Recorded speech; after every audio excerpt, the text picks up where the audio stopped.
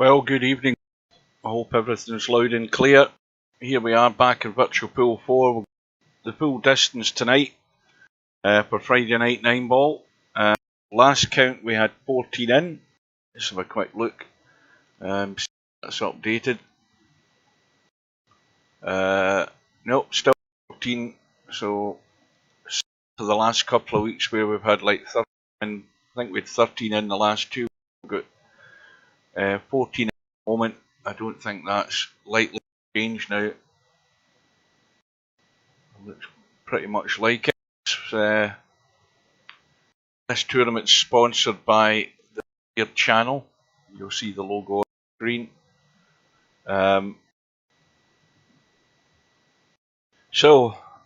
Well, I've got my commentary set up on Discord and everybody's too to join. The sound's cutting out, is it?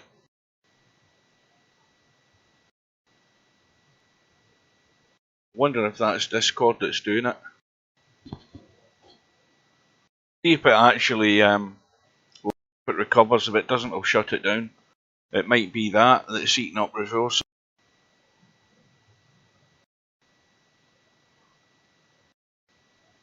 Anyway, welcome.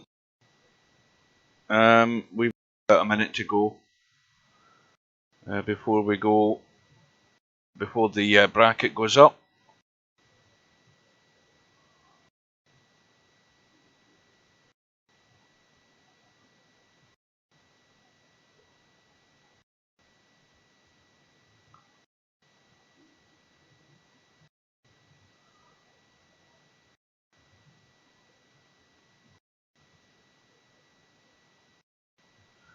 It should be about any time now, I think.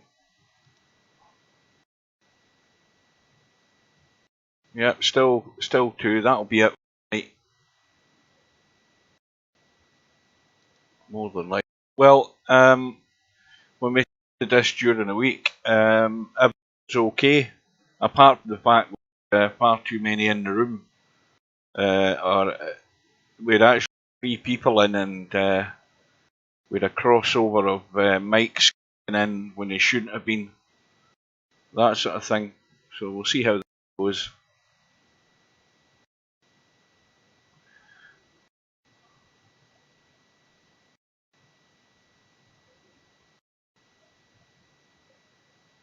Right. Well, this is probably going to be Friday night 9 ball tournament for a while now because well, I've had all my holidays this year, and of course it's going to get to the stage where the clock forward, so it means it's starting later at night. Does it suit me? Oh, there's a good match for the first round. It's got to be Larry versus Mooncake.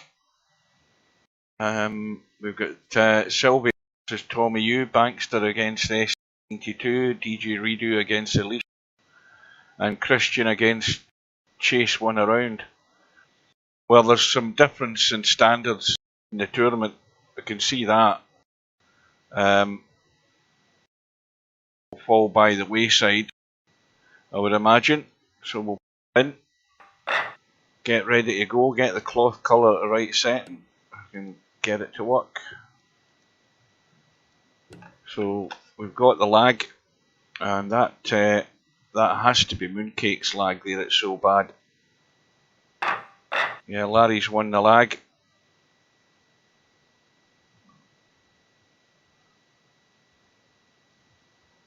Right, you're the only one that's in the stream, so we'll see what everybody else says.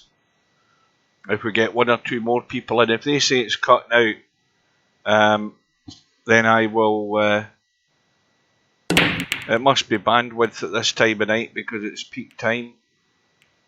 So we'll see if anybody else has experienced similar problems.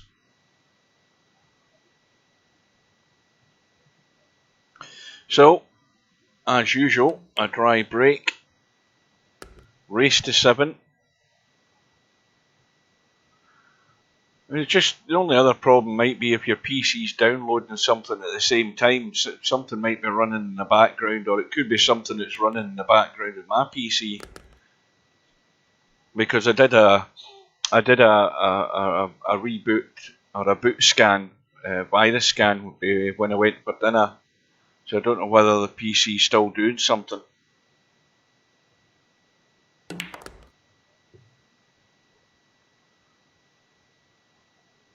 Yeah, so a recap for people who might not remember the settings. It's tournament table, or narrow pockets as they're called.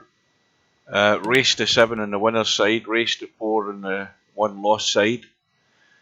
It's winner breaks, and the handicapping is money balls. So this match that we're watching at the moment is a scratch match, no handicap. Yeah, I imagine people will be queuing up to join me in the commentary box.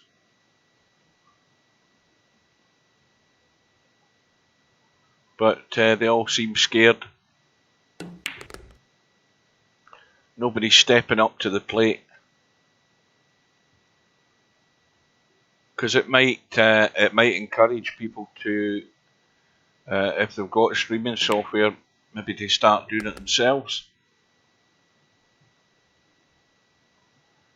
So Mooncake looks as if he's going to take this first rack, provided he can run the 8 ball in. And he's hung it. You've got to get them right in the pocket. And Larry's got his gift to start.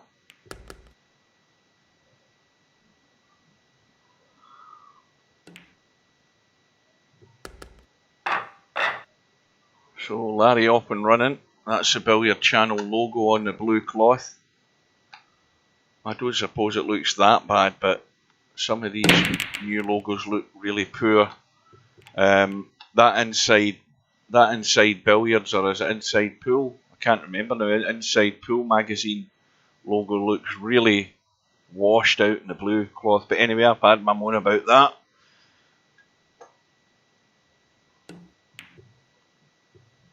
So Larry 1-0 up, and yet another dry break. Remember as well, explained last week or the week before, we have rack money on, as well as spot money, which means that if the 9 ball goes down in a break, the 9 ball gets respotted. Rack money means that the 9 ball and the whole diamond of balls gets moved up the table to where the head of the diamond would normally be. Therefore bringing the whole pack up the table for the break shot, which does tend to cause a fair amount of dry breaks. But this is one thing to encourage players to try something different on the break rather than doing the same thing all the time. It's fine to do that if it's working for you, but if it's not working, you've got to mix it up a bit.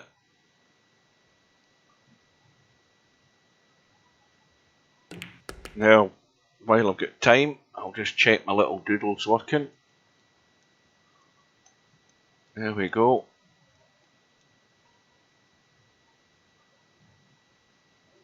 And I think I said I don't know whether I said on a stream during the week, but I tested Marillus Action again, which is the other streaming software that I've got, which is excellent. I mean, it streams excellently, but its main failing is it does have the annotation feature the same as I've got, or similar to what I've got, only with a bit more variability in it. It allows you to write text on the screen and that sort of stuff. The only problem with it, there's 2 drawbacks. The first drawback is that it will not work on a full screen game, so you have to have it in window mode, the actual game. And then the other thing is that when you do go to use the annotation function in VP4, it cuts out the sound of the game. So you can still see the game and you can see whatever I'm putting on screen, but you can't hear the game, which is a bit of a failing. So it's back in the box, basically. I'll stick with what I know and what I like best. So, Mooncake looking pretty good on the 5 here. Now, did any of you watch John Higgins earlier on today. He was, I mean, when was the last time you would see John Higgins against Mark Selby? Bear in mind what Mark Selby's done to him in, I think, a couple of the World Finals or whatever. John Higgins played Mark Selby this afternoon, first to 6, in that Players' Championship tournament. I watched it all, and at the end of the match, Mark Selby had only scored a total of 7 points in the whole of the match. 7 points is all he got, and probably 4 of them was fouls. And John Higgins just was top of the form today for his match, so he was excellent. Good evening, welcome. Absolutely obliterated him.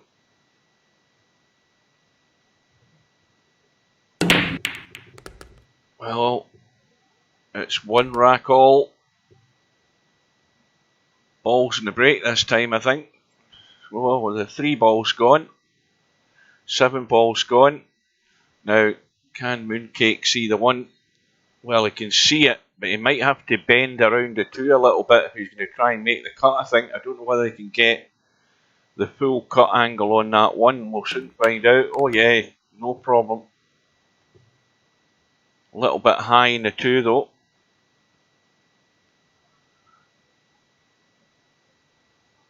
If you watched, as I say, you have to watch a few episodes of that, but I was talking to Tam on Discord this afternoon, and he's been in stitches at some of the dialogue that they've been put across the the original video. Oh dear. Yeah, it's a bit filthy to say the least.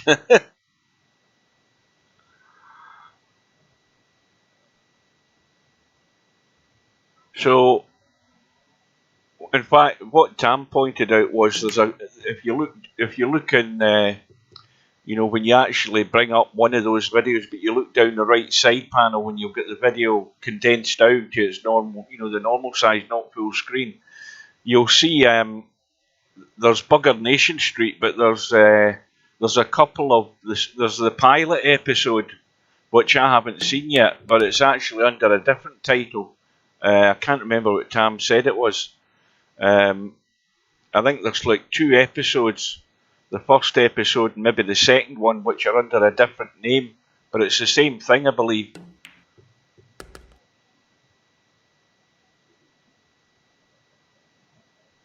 I think he mentioned Fred Elliott, but the thing that puzzled me is that Fred Elliott wasn't in Coronation Street back in the early 70s or the mid 70s.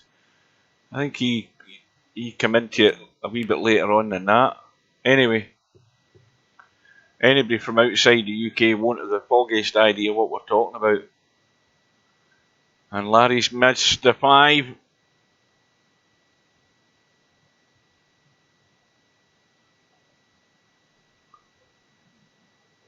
About pot break or something. No. We're talking about, where do you come from, Mr. Deedster? Because you have to be a certain age. You have to be the same age as myself, Tornado Tam, and Steve UK and you have to have obviously watched these episodes of Coronation Street back in the late sort of 70s. Well, there's a result through straight away. Alicia hasn't showed up. DJ Redo goes through by forfeit. Born in 83, oh, you're just a kid. No. We're talking about Coronation Street when it was like, you know, mid 70s up to the sort of mid 80s. That's the sort of period that these videos are. So unless you watch the series, you won't know the original characters. But oh dear, well, what's happened to Mooncake there? That was a poor one in the 9. Larry's been given a gift of a reverse bank here.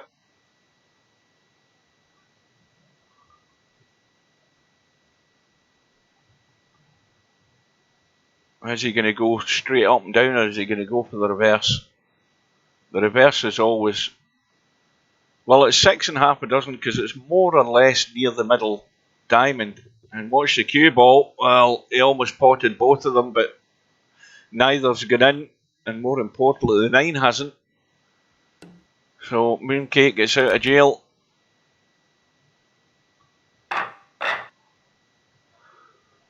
So 2 racks to 1, and we've had the errors so far from both players.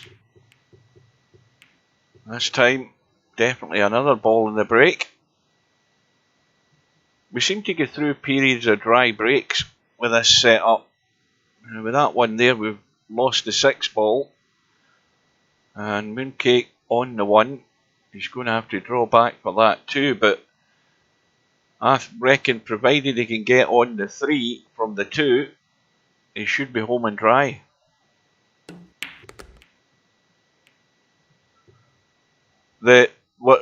Basically what happened is earlier on in the week I stumbled across, I don't know what I was looking at, but then when I looked down the side of YouTube I saw this thing called Bugger Nation Street. And it had, the opening titles of Coronation Street from back in the late 70s when Deirdre and Ray Langton and Hilda Ogden and Stan Ogden and Rita Flaircloth and Len Flaircloth and all of them were in it. And I thought, I'll watch this and see what it's about. So it's basically some guy has dubbed over the soundtrack on it. And he's put his own storylines to what you're watching. And it's filthy. It is downright disgusting what goes on there. I mean, it's sexual depravity's rears its ugly head in Bugger Nation Street, so it does. And, unless you're old enough to actually remember that period of time, then you won't find it quite as funny, but it's bloody hilarious. And it's not for mentioning on here.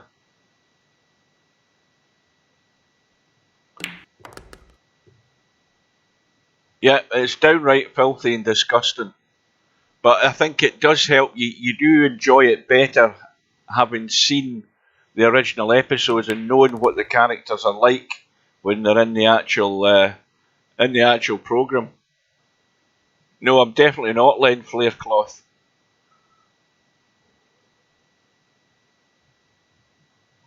That's what I always called him, even back in the 70s when I watched it.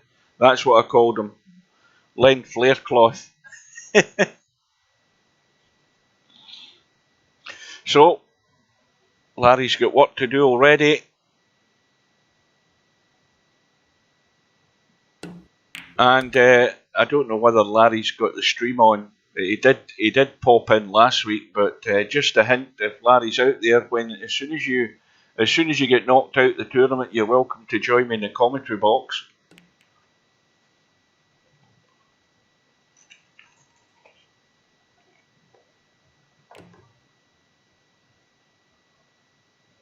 Yeah, this channel on YouTube is not for children, and certainly Bugger Nation Street certainly isn't for kids. I can assure you. It is downright filthy. But that's the type of humour we like. Well, there's Bedhead. He's not been around. We could do with a Swedish porn star in the commentary box. That's always a hope. Welcome aboard. See these people that disappear for weeks on end and then they come back out the woodwork.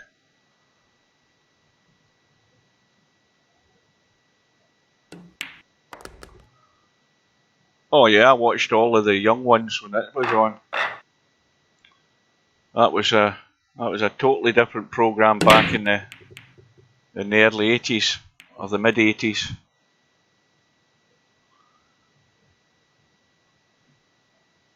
Well, in case you haven't heard, Bedhead, I have got my 9ball.com commentary booth set up on Discord. And good evening. And I've been looking for co-commentators all week, and everybody's bottled out. I had Potman in during the week when I was doing a test. That almost worked. Well, it didn't work properly originally because I hadn't got my settings right, but I got that fixed. But the test worked okay until Brian arrived, and then we had 3 people sitting in the commentary booth in VP4, so I decided I'm going to make my own server, which I did, and that way it's a server which has only got 2 voice channels. One of them is my commentary booth, and you can only get 2 people in it unless I expand it. But that way I can keep riffraff out from joining. So anybody's welcome to join. Well, I'm terrible at pool as well, but it hasn't stopped me from doing commentary. I don't give a shit what folk thinks. I'll just do it. That way we've got some archive material for people to look at when we all move over to Shooter's Pool and this thing goes down the pan. Oh, Larry's trying that soft roll in again with that mouse. I don't know whether he's played it that well, as a matter of fact, because he can only play the safety, but he's got that one nailed. That is deadly. You ain't jumping over that, and I keep saying it, if you're going to play a safety and you're going to play a hook shot, you've got to get it tight, because that immediately narrows down angles. So he's going to have to go 2 rails, get somewhere just near that middle pocket. That's a good line, and that is a good hit. Okay, it's not safe, but he got the hit. So YouTube might be the problem.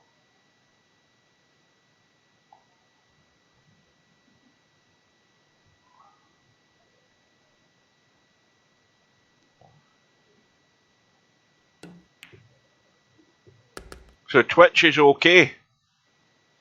So if you're getting any problems, jump over to Twitch. But don't subscribe in Twitch. If you're going to subscribe in YouTube.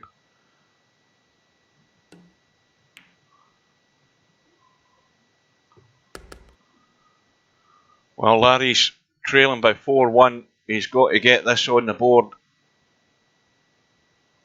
See, it's fine for some people and it's not so good for others. I just think it depends. See, when you're watching YouTube, you've got to remember you're watching it in different servers, depending on where you are in the world. Somebody that's watching YouTube down south is watching it in a different server from what I'm watching it up here, probably.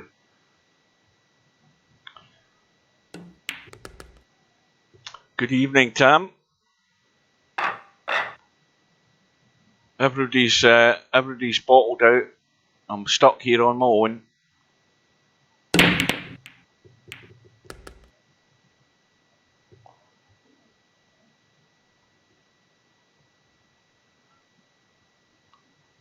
Well, you need to watch some of the later episodes, Mark. She's on the game, but I've got a funny feeling she's considering. I thought she was considering joining. Is it Ray Langton, who's setting up a brothel?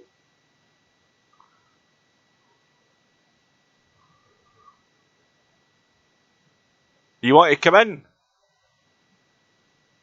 The only thing is, you'll not see the chat unless you watch it on. Am I still streaming my desktop? Yes, I'm streaming my desktop. So if you wanted to watch it and see the chat, you'd have to watch it on what do you call it? On Discord. Can you not jump in? I think it's open.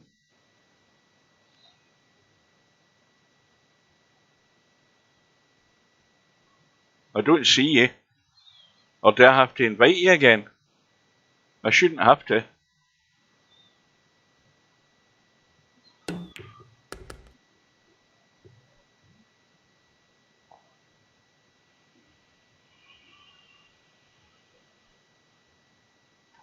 So, Larry at the table, and let's have a look. Does that 4 go? No, it doesn't go that way. It will go that way if you got a certain angle in the 4. I think he's trying for a little nudge. Oh, that's unlucky. He needed a bit more juice. Well, you're taking your time, Tam.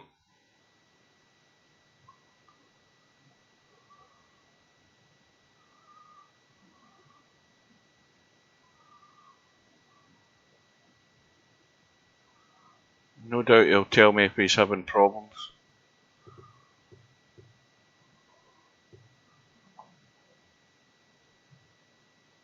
Well, this is going to have to be a delicate draggy shot on this 4 ball. A delicate cut, but drag it with bottom to kill the pace of it. Still to try and sneak in behind the 8 ball. Well, he's trying to sneak out past it. He's a bit more spin. Right, I can hear an echo coming through. Yes. Yeah, I can hear an echo as well. I hear you twice. Right, that means you've got the volume up on the live stream on what do you call it? There's a little speaker that you can mute the actual live stream if you want to be able to read the chat. Alright.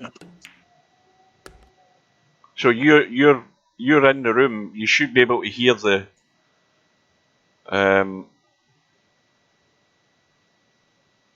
mind you, if you don't want to see the chat, you can come in the room and then you can cut it all down and just watch it as it's happening. Anyway, we've got a result the room through. And mute it. Is that any better? Oh, aye. Yeah. Chase won a round, has beaten Christian by 7 racks to 0. I would reckon that Chase is getting a stack of money balls. Anyway, say hello to Tornado Tam. And he's going to... well, Mooncake's giving that away. It's Christmas come early for Larry.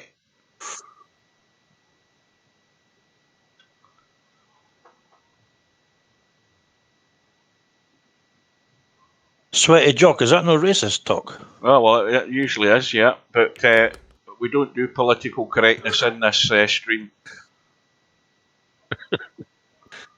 Okay. I mean, the guy's got enough problems as it is with English.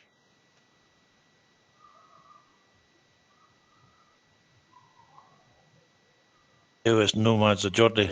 Oh, right, Tam. No, he's Welsh. He's Welsh. He pretends he isn't, but he's Welsh. Apologies. That's wit.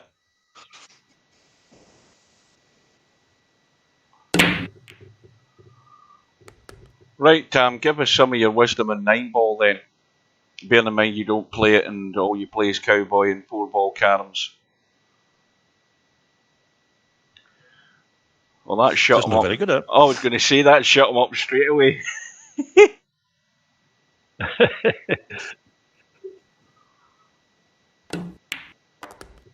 This is a bit weird with the delay. I speak and about 20 seconds later I hear myself.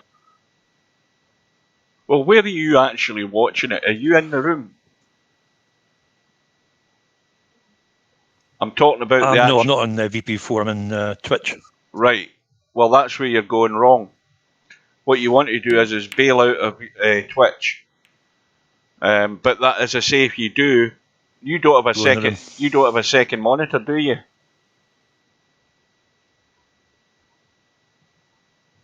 Because if you had a second monitor, you could put Twitch up on your second monitor and read the chat from that. As I say, the only thing you would have to do is make sure the sound's muted on Twitch, because then you get the double feedback.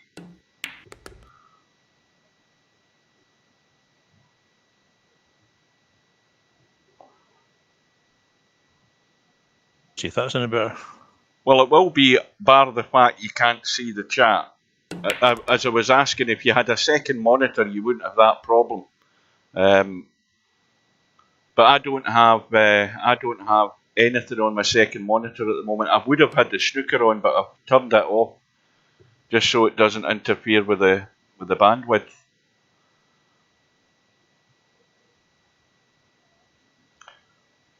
Well, Spectre Dawn had a great week a fortnight ago, and then he fell apart like a cheap suit last week. So maybe he's back on form tonight.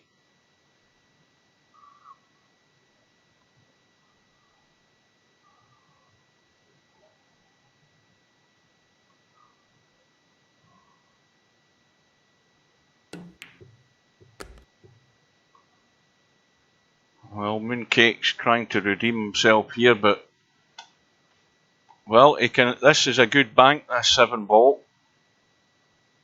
He's only going to get one shot at it though, and well, let's just say he bottled out because that was a good bank. He's tried to play the safety and he hasn't got the cover.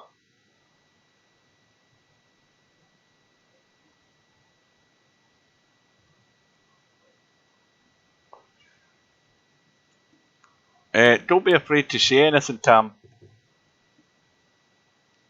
Don't be shy.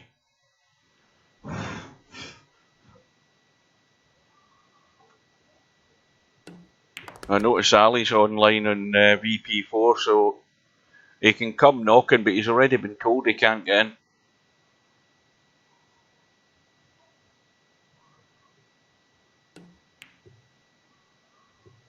So Larry is going to square it up.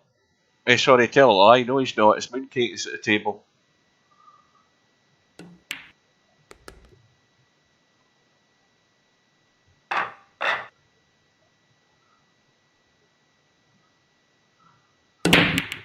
So it's almost a scratch and a break.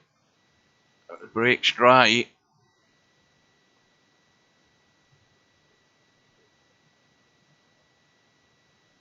Well, if Larry can get this one, get on the 2, 3 sitting down the bottom right corner, the problem ball's getting in a 4.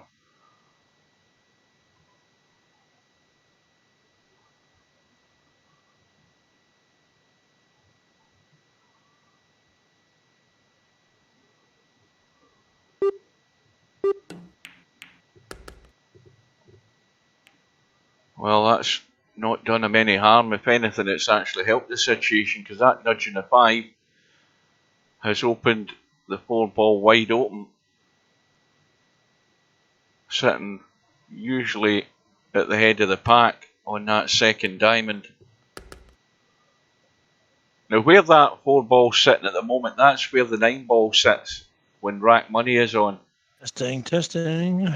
Yeah, you're back.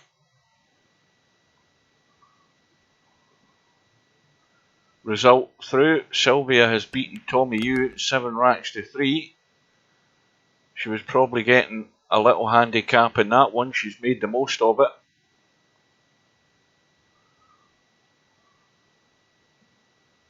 Let's have a look at that 7.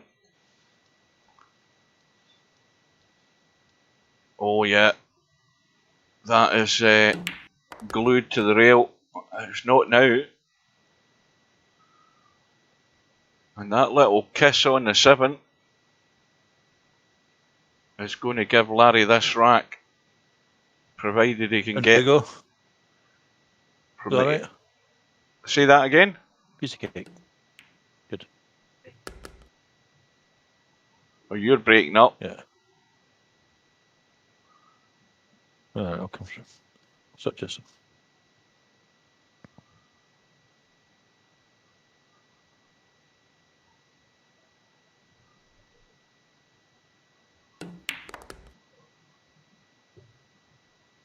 Oh, I think he's going to end up straight.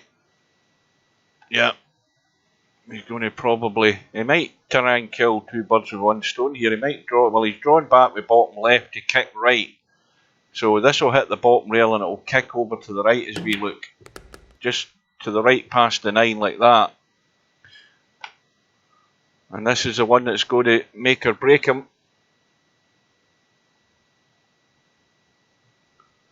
Well, I don't know what's happened to Tam.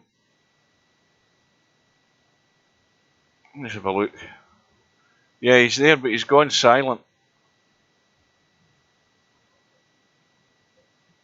And I don't know what's happening here either, because my mic isn't actually reacting on Discord. Yeah, there's something amiss.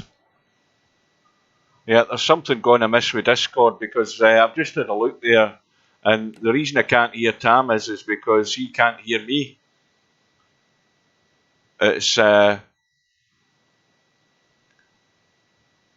what do you call it? The mic isn't lighting up when I speak, and it was working fine. So I think there's problems with bandwidth at this time of night. It's sort of peak time.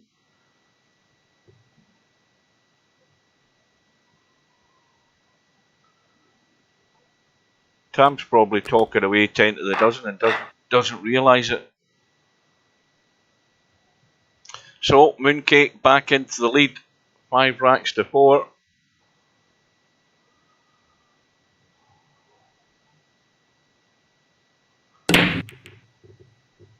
I'm going to have a quick look and see if there's anything I can tweak on this thing. Hang on a sec.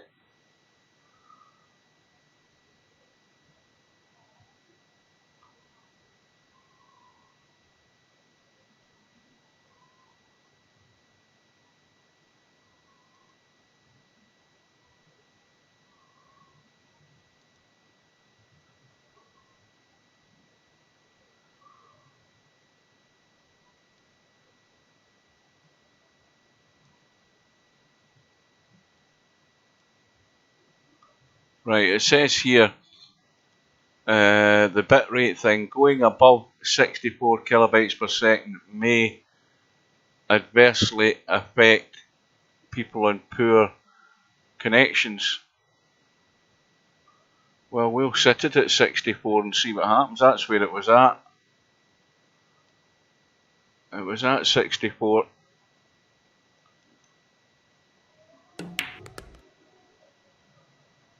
Yeah, let's shut that down. Hello, hello.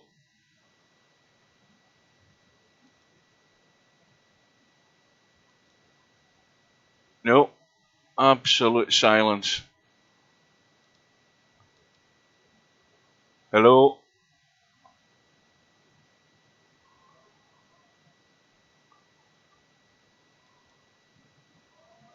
Well, I think Tam's jinxed me. Yeah, you can hear me, but I've been tabbing out to have a look in Discord, and when you speak in Discord, if you look at your name flashes, it lights up, so that it tells you your mic's working. But looking at the two of us in this room, none of them are lighting up. So Tam doesn't hear me, and I don't hear him. But it worked fine during the week with Popman. So, Mooncake 1 away. There's another result through. We've got Bankster winning 7 racks to 3 against SD92.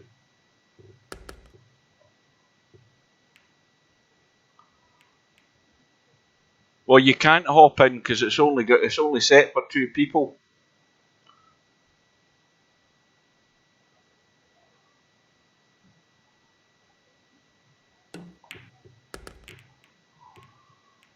I think you're wrong, my friend. Aye, but can you hear me? Yeah, I can hear you now. Yes, no, maybe. I think I had it set for private, and that's why Tam couldn't get in earlier. So yeah, I've unprivatized it. Well, I can hear you, but certainly. That's cool. Can you hear me? Or are you listening to me in the stream? Because I'm not lighting up in Discord. Can you hear me? I can, but like I can hear myself. No, I muted myself. Right, hang on. No, I muted myself on stream. Hang on. Hang on. Maybe actually say something again, and I will bounce out. I'll apologetically leave. Just say something again. Hello. Testing 1, 2, 3. Yeah, testing 1, 2, 3. Yeah, I heard that. Hello. Yeah, I'm sorry. I don't want to mess up your stream, so like I was just seeing if if it was a TAM problem or a Discord problem. It seems like you're doing okay, bro. I'll catch you in a bit. Have a good one. Right, Stay safe. see you later. Right, let me have another look at this as well, see if it's defaulted to the same thing. Hang on.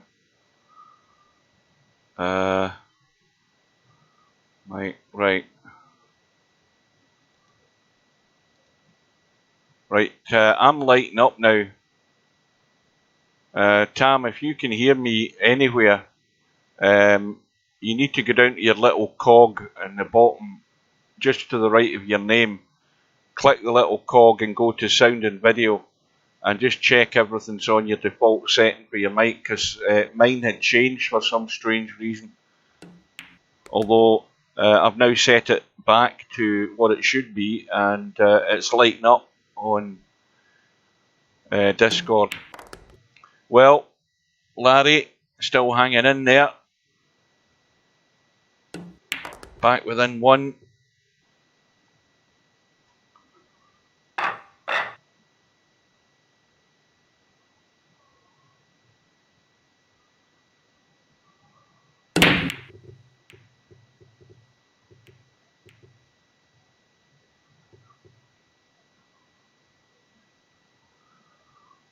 And another dry break. Now, he can send that one ball back to the top rail. I don't know what he tried there, but he's not got away with it.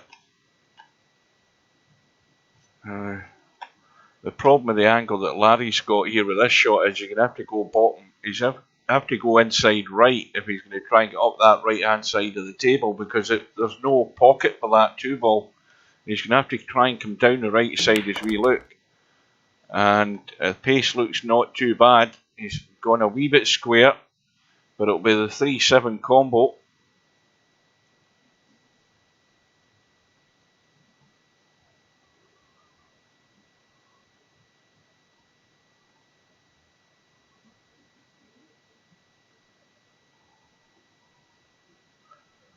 Well, this is no miss for Larry, because if he cocks this up, which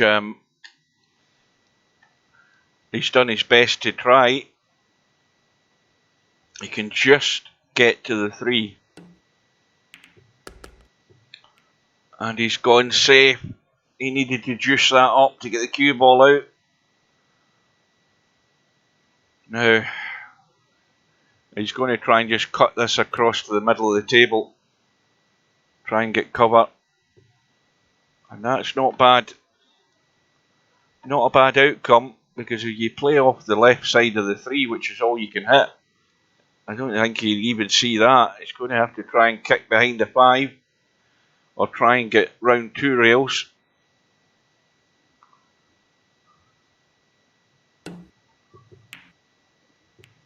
No, I think it's Tam that needs a hand, because mine's is now lighting up, but Tam can't hear me to hear what I'm saying unless he goes back onto the stream. Well, the tournaments, the registration for Friday Night 9 Balls open all week. As soon as this one's finished tonight, sign-ups will open up when the tournament sets itself again. And a lot of these people that are in the tournament signed up earlier on today. When I checked it when I came online, there was like 6 people in. A good hour or more before the tournament was due to start, because there's only 16 seats. And even without it being full, it can last up to 4 hours on a Friday night or a Friday afternoon, depending where you are in the world.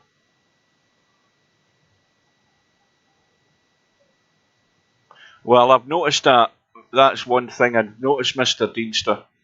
And I thought that the last time I did that would fix it, but it must default itself each time. And I think that's what's happened to Tam, because mine was set to my mic rather than default. Yeah, the bracket goes up at 1900 GMT.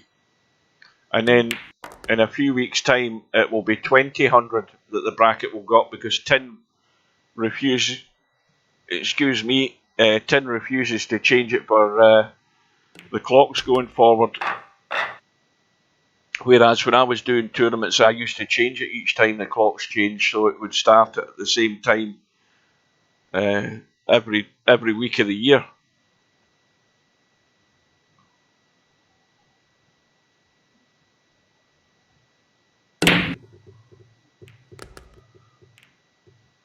So we're going all the way in this first match.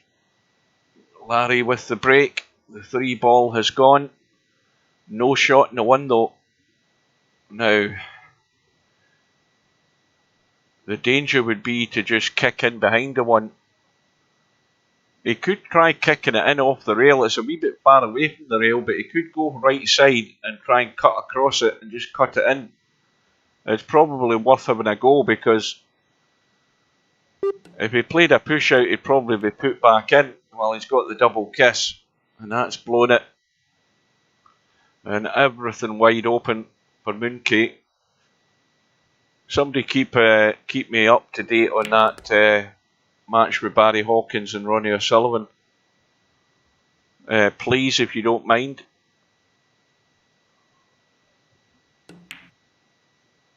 Now, here's another question. Right, according to, well, Tornado Tam's in the room. I wonder if he's watching the game on my stream. Well, the only snooker thing I know of is there's a tournament on the 10-footer at some time during the day, and then there's Sunday snooker, which usually only has 2 people in it.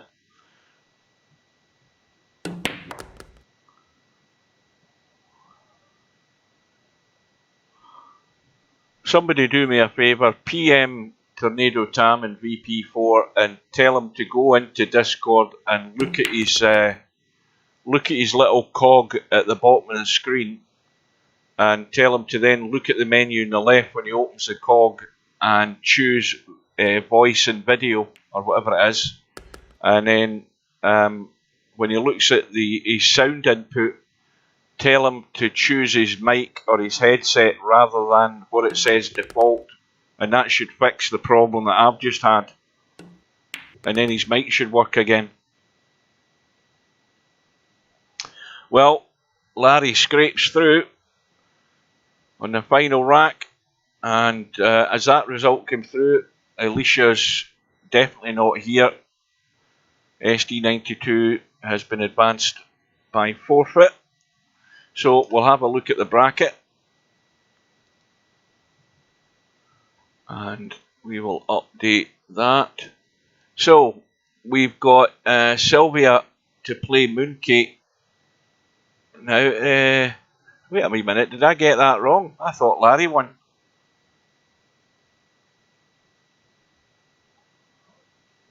No, it was Mooncake that won.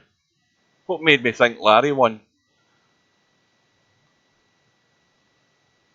So Mooncake's through to play Sylvia. Sylvia's getting a 7 ball. Stefan's playing Spectre Dawn. And Stefan's getting a 6 ball. Spectre Dawn's up 5-1. Well, he's racing away already. And we've got DJ Redo and Bankster. Bankster's 2-0 up. And what else have we got? Dirties is 3-2 down against Chase. 1 around. Let's go and look at this pair.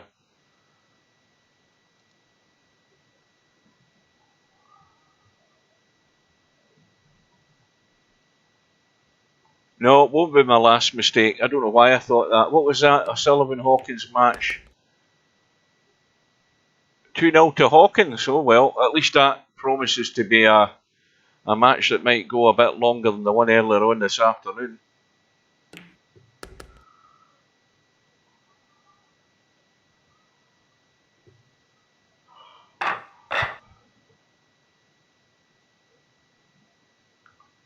So player 2, chase 1 around, is getting 7 and out against Dirties.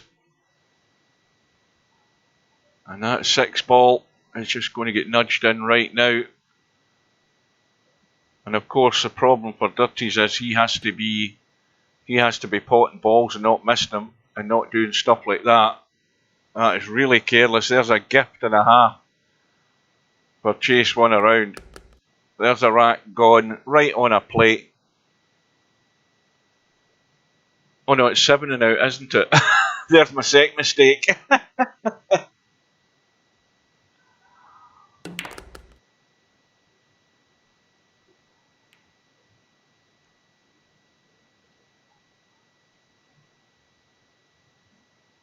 Yes, he's going to have a blast at this 2 and 3, is he? And scratch the middle.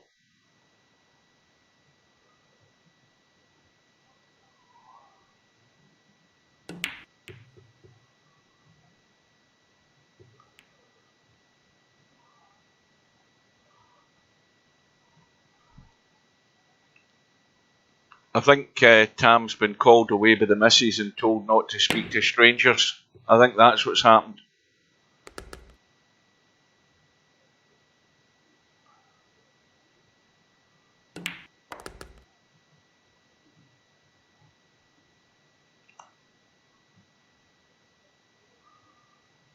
Well, Tornado Tam joined, but we both lost sound and I've lost Tam completely. Let me have a quick look.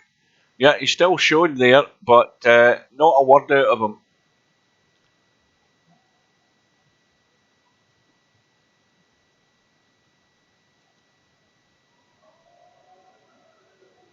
Well, if you can get in the room, come in.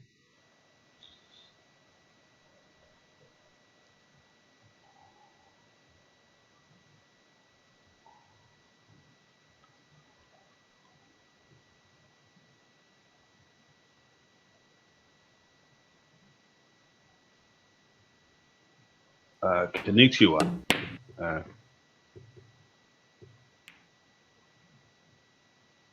Is that Mr. Deanster again? Yeah, it is. It is I. Did you say Konnichiwa? Yeah. You're not from Japan, are you? Let's have a No. look. That's what I was thinking.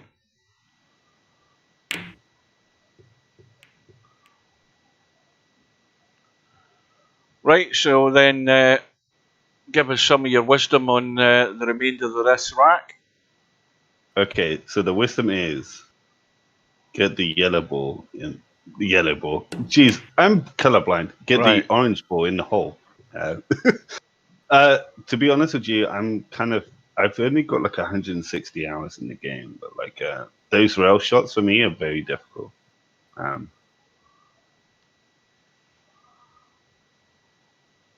I don't count how many hours I've been in the game. Okay. I've lost count of how many hours I've been in the game. Well, no, because like I bought the game on Steam, if you understand. So like it. Yeah, because it literally tells you tells on Steam, yeah. It gives you a count on Steam as to how long you've played it. Right. So I'm fairly new. So like I'm basically going to be the new guy going, "Why is he doing this?" sort of thing. Hopefully you don't mind. But Well, you might learn. That's all part of the process, because you won't learn anything overnight in this game. no, obviously. Well, do you play in real life? No, I didn't actually. Weirdly enough, what I was doing was like I really love like a. Okay, this shouldn't be about me, but like I really love like key sports and stuff like that, and I wanted to play something that was the most realistic game, and I've gotten better, but like I'm not exactly good either. If that makes any sense. Like I understand angles and stuff now, but like so. Well, I wouldn't say I could pot everything. I've been learning on bollards and stuff like that, like to learn like white ball positioning and stuff like that. So. Well, it's all about controlling the cue ball. Mm. That's what it's all down to. Knowing how to move it. Good evening, Cobra. Did you get to see what's gift that he made? I posted it on Discord so that Semi-Pro could see it. He liked it.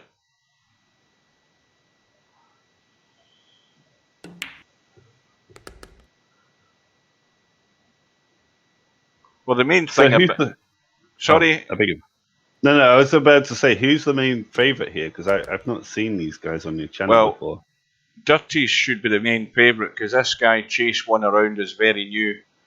I don't think he's been with VP4 for very long. He's very, very new and inexperienced at the game. But you can see what the difference makes with a handicap, because Dirties will make mistakes, and with Chase One Around getting 7 and out, Dirties only needs to make a mistake like that, and all of a sudden it's 6-2. So there's a 400-point difference in the rating between the two players, but there's not a great deal of difference in the quality of play. Hence, that's why Dirties is losing, because he's making too many mistakes at the wrong time. Yeah. The system in this game is very funky for sure, but like, yeah.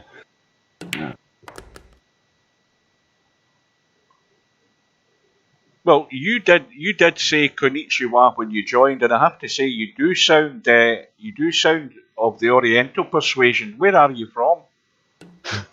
No, like okay, I have a weird accent because I lived in New Zealand for 4 years. Yeah, well, I could now that you tell me, I can hear a tiny smattering of that sort of New Zealand twang, but it does sound it does sound weirdly a bit sort of Japanese accent as well. I've been accused of being American, South African. Like I have the weird, because obviously Dorset is like a bit of a strong accent from, like, you know, down south or whatever. Well, but yeah, is that where you're from, Dorset? Well, I wasn't born in Dorset, but like yeah, like it's where I'm from, if that makes any sense. So yeah. You weren't born in Dorset, but that's where you reside at the moment. Because it definitely doesn't sound like a Dorset accent. Is a Dorset accent not right down that side? Is that the way they talk now? No, that's West Country. Oh, is it West Country? Yeah, that's the Wurzel shit, you know. Yeah, like I don't know, like Dorset accents vary a lot depending who you speak to. There's a lot of posh people down here. You have to understand that, own farms and stuff. So yeah, a lot of retired people spending their money on fancy little cottages to see out their days. Yeah. Yeah, exactly. So, like, you know. Well, the thing is, somebody's just said these guys are not too good. Well, the thing is, it's not necessarily being about not too good. It's about seeing any hope that they can actually do a bit of thinking to try and string a few balls together. And you also have to realize, like, if you poo-poo on people that are trying and like sort of like figuring stuff out as well, like you don't get people back that way. You know what I mean? Like, these guys are clearly not the best players in the world, but you got to realize that you know they're in a tournament. They want to learn. You know. Well, they want to learn from the best. That's what I hope to see when I watch some of these guys. You know, Chase One Around is going to have a blast and fluke things like that and win the match. Well, what was that he potted there? Was that the 6 again? I thought, because he's 7 and out. But, you know, he's going to have a flash at shots because he doesn't really know what he's doing. But the main thing I look for is whether somebody's prepared to try and learn. And there's a lot of players don't. But, you know, Dirties has been around long enough to know to use the head and think a bit more. But he will still make mistakes as well. Well, there's the result through from Spectre Don. He's marching on strongly tonight. 7-2 up. Now this is fairly tight in the rail. Oh, what, the black ball? Yeah, for sure. Like, Oh. these... For a new player like me, these shots suck. I hate these ones. He's done alright there. Well, I would cross bank that 9. You see, he's just played the 9 straight across as one bank. I would have cross banked that. That means that if you miss it the first time across, you've got a good chance of it going into the opposite middle. That's a shot I would have played there. This is a straight bank, but you have to make the bank because the angle's not good for the bank. You have to push this to sort of the right side of that diamond. And now, well, Dirties is hanging on by the skin of his teeth here. He should get this. Yeah, bank shots for new players is very, very difficult in this game. Especially without aids, anyway. Well, the one tip I can give you in bank shots is you don't hit them as hard as you can. You've got to give it a sort of medium pace so it will hold that angle. You just bang it, you'll probably end up straightening the ball up. Apartment sort of like it just basically said, "How's this guy 6-2 up?" I think he's got like an advantage. Well, he's getting. If you look at the HUD, player 2 is getting the 7 and out, and the reason he's 6-2 up is because Dirties isn't taking his time and keeping things safe. He's having a blast as well. He's fallen into the trap of actually chase one around. He's doing exactly the same as he's doing. But yeah, he's getting too aggressive. Yeah, that's for sure. Like that's a accidental good snooker there. So Dirties has got ball in hand. Now, if he takes the 1, he can try and drop down between the 2 and the 9. Again, he's just rushing it far too quickly. He's not taking enough time to really think about what he's doing. So every time he's doing that, he's just completely running out of shape. Yeah, I forget in these Amerikanski sports, you get to use the whole table when they foul like that, right? So it's a lot more dangerous. And this is why, there's your answer to why this guy's 6-2 up, because Dirties is doing things like that. And now chase one around. Again, with ball in hand, you shouldn't miss a 3 ball, but again, he is very new to the game and isn't sure about what he's doing. And so he needs some coaching. He definitely needs some coaching.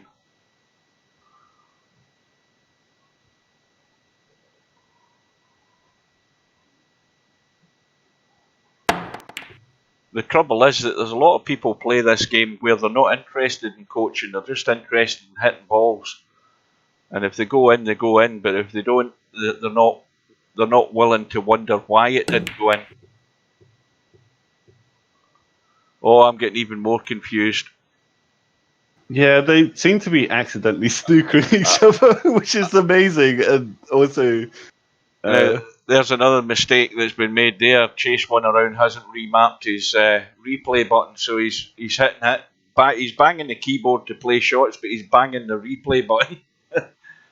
Yeah, like I put mine to Control and R, and I moved whatever Control and R was to something else. Because honestly, like you don't want it as a button. Well, at least not near the E button. No, the first thing you should do is remap your replay key to your backspace button. You'll not accidentally hit it there. Good tip, good tip. The one on the right hand side, the backspace button, is the ideal button for that because it doesn't affect anything else in VP4. Now Larry has got knocked out the tournament, and Larry is more than welcome to join me in the commentary box on Discord. If you need me to bounce out for Larry Comitude, I will do so. Oh, Larry won't come in. He needs an awful lot of coaxing to do that. And he knows I would start having a go at him about his mouse again. Now there's the cross bank played there. and he's perfectly on the 6. Just a little bounce off the rail. And this is where Dirties is under pressure because he has to run this table, and there's no reason why he shouldn't. And you can see he's not even played anywhere near to get on that 7. It was a simple shot just to run off the rail down to the bottom rail where the 9 is and get on the 7 up the table. Now it's a reverse bank again. Yeah, I think white ball positioning is like the hardest thing to learn in this game. If I'm being legitimately honest, well, of course, it is. It's the most difficult part of the game is actually moving the cue ball. But the other difficult part of that is knowing what to do with the cue ball in order to get that to move. And so this is where you have to learn the rudiments of English. You know, that was a straight in 7. That's easy for experienced VP4 players to pot. But for a new player, it's so difficult because they haven't got their zoom set right. They haven't taken any time to set themselves up. And that's what makes it so difficult. And Dirty's got another lifeline. It would be really cool if there was sort of like a, hey dummy, this is how you set up the game sort of like video on the game. Like in general. Like, because I've done a lot of research on the game, but like all my days. Like it's like, yeah, you need to sort of figure these sort of things out. Like, I think having your power too high is a beginner's trap also, like with the swings or whatever. Yep. Yeah, like that's also really bad too. Well, sensitivity is one thing I test and work on. If I was installing VP4 for the first time, again, I've installed it umpteen times. And the one thing I spend time on is actually getting that sensitivity dialed down and not having it too high.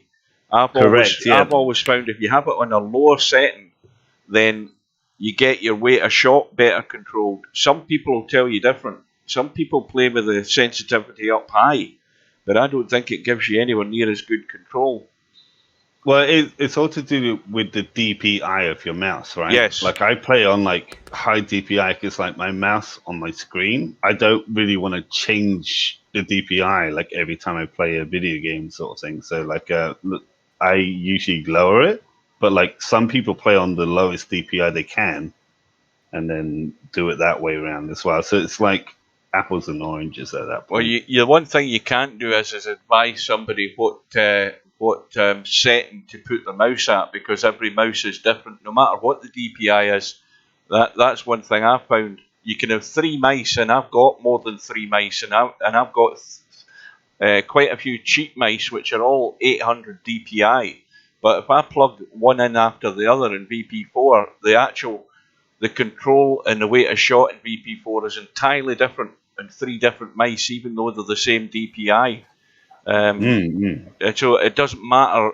Anybody asking you for advice on how to set your mouse, don't give them any advice. They have to find that out for themselves, because nothing that you tell them will work, other than tell them to test it and reduce the sensitivity and do some testing that way. Well, anyway, that's the result through. Chase one around has got through.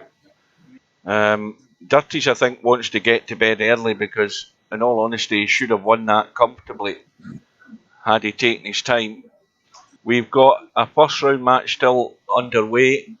A second round match between DJ Redo and Bankster.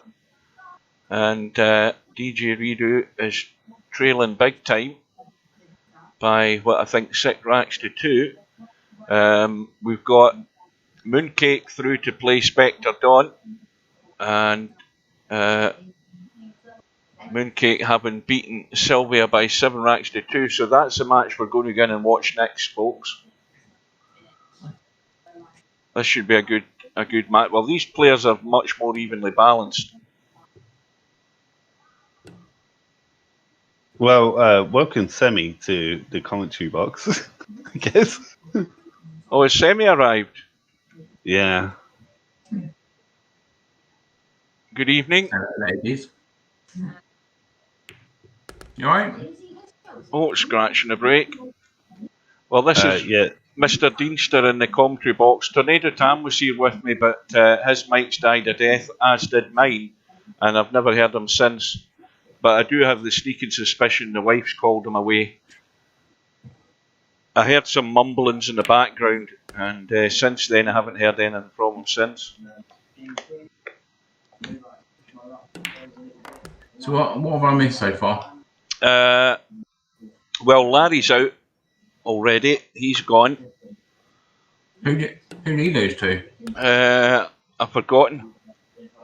Because I was busy looking at that other match. Larry got beaten by Mooncake in the first round, I think, by 7 racks to 6, and then he has just lost by 4 racks to 1, and I can't remember who he was playing. I'm looking at the bracket. Tommy at the top. Oh, Tommy Yu, yeah. Tommy Yu was getting. See, even Tommy Yu getting the 6 ball, I think it's a 6 ball, that's still a bloody good handicap to be getting just a race to 4. So anyway, for any latecomers, we've got myself, yours truly, in the commentary box. We've got Mr. Deanster, who doesn't know where he's from, and we've got. I think they told you at least twice. He's from Dorset. Yeah, exactly. Yeah, well, he's from Dorset, but he wasn't born there. Right. So that still leaves you guessing on where the hell he actually comes from, doesn't it? And then we have Semi-Pro, the retired tactical genius trainee in VP4. Hey, you wish. I taught you everything. So Semi is my senpai. Like, he's taught me everything I know, and he probably wouldn't want you to tell me that. He probably wouldn't want me to tell you that because I'm awful at the game. But yeah. Well, that advice that he gave you certainly helped, didn't it? Actually, he's improved a hell of a lot. Well, you will improve if you put your mind to it.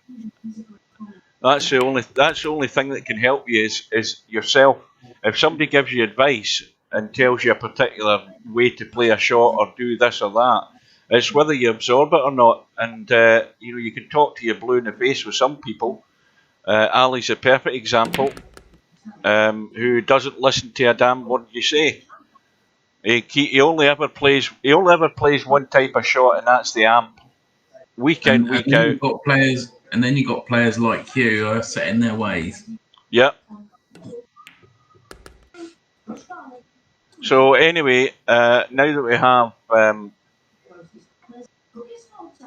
we have enough experience in the commentary box, I'll hand over to Semi-Pro, who can cover this rack. Spectre Dawn having won the first. No chance. You're doing all right, mate. You carry on. So you just into annoy us, right? That's fine. So Semi just wanted to troll Hugh by like, oh, no, I'm just here. It's fine. And Bankster has won out 7-2 against DJ Redo.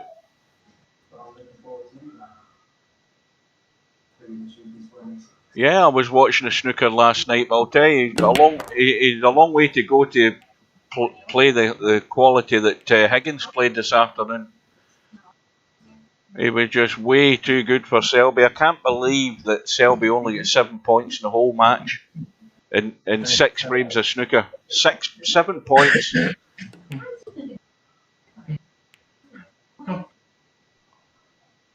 Higgins was just awesome.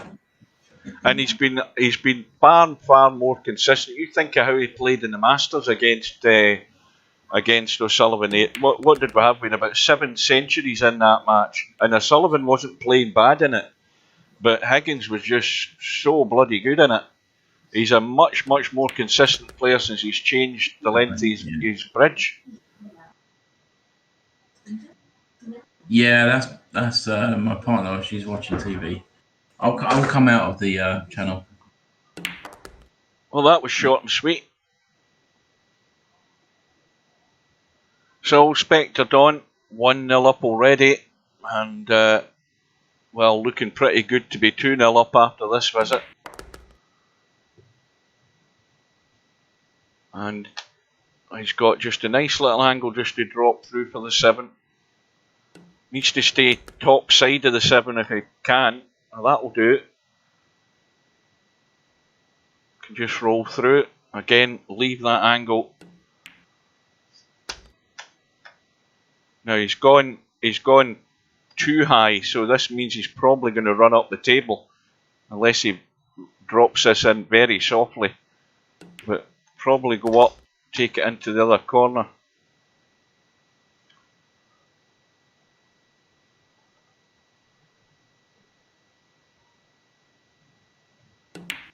That was a good shot. Like, those rail shots are so hard. It's so hard. So, 2-0. Now, what was that? And was that... I think that was Tammy. Was that the 5? Eventually getting into Chattos. Let me have a quick look at this. Well, Tornado Tam's still there, but totally silent. And Semi-Pro has been and gone. No words of wisdom from Semi-Pro.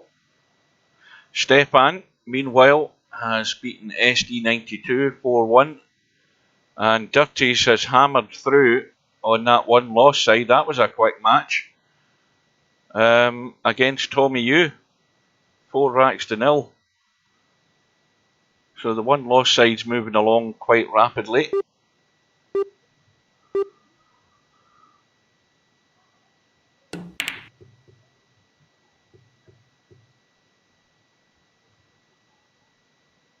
I think the other thing about VP4 is to find your game that you like best. I mean, the one game that scares me is three cushion billiards. That's the one game. That's the one game I avoid. But the one game that I enjoy is Cowboy, because it incorporates different aspects of the game. When you're playing Cowboy, you've got the potting side of it, but then you've got, especially if you play alternate Cowboy, which is a pot and then a carom, that lets you learn techniques and shots and reading angles better. So that's a good game to actually get into, but not a lot of people play it. I love being punished, and like I was like, I'm a black ball player, or UK pool for the rest of us. Mm-hmm. And that's the reason why I met Sammy, because he fucking kicked my ass the first time. It's whatever, but he's taught me a lot though. So it's well, that's the game that he played. He played at league standard, I believe. Yeah, he did. That was the one that I really love Black Ball a lot. You know something, when you look in the VP4 lobby though, you'll be hard pushed to ever find many people playing Black Ball, on the pub table. You'll find very few games where people are playing that. There's not a lot of people play it. There's a guy called Charlie Bravo that I play with.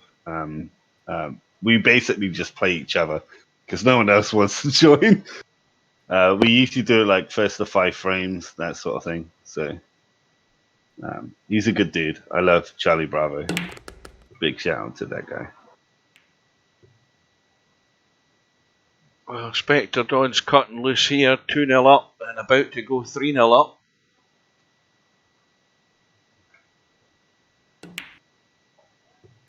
That's also why we should have a Cowboy Virtual World Championship on the 10-footer. Because people would still enter it. There's plenty of people entered the Cowboy Championship we had when it was in the 9-footer.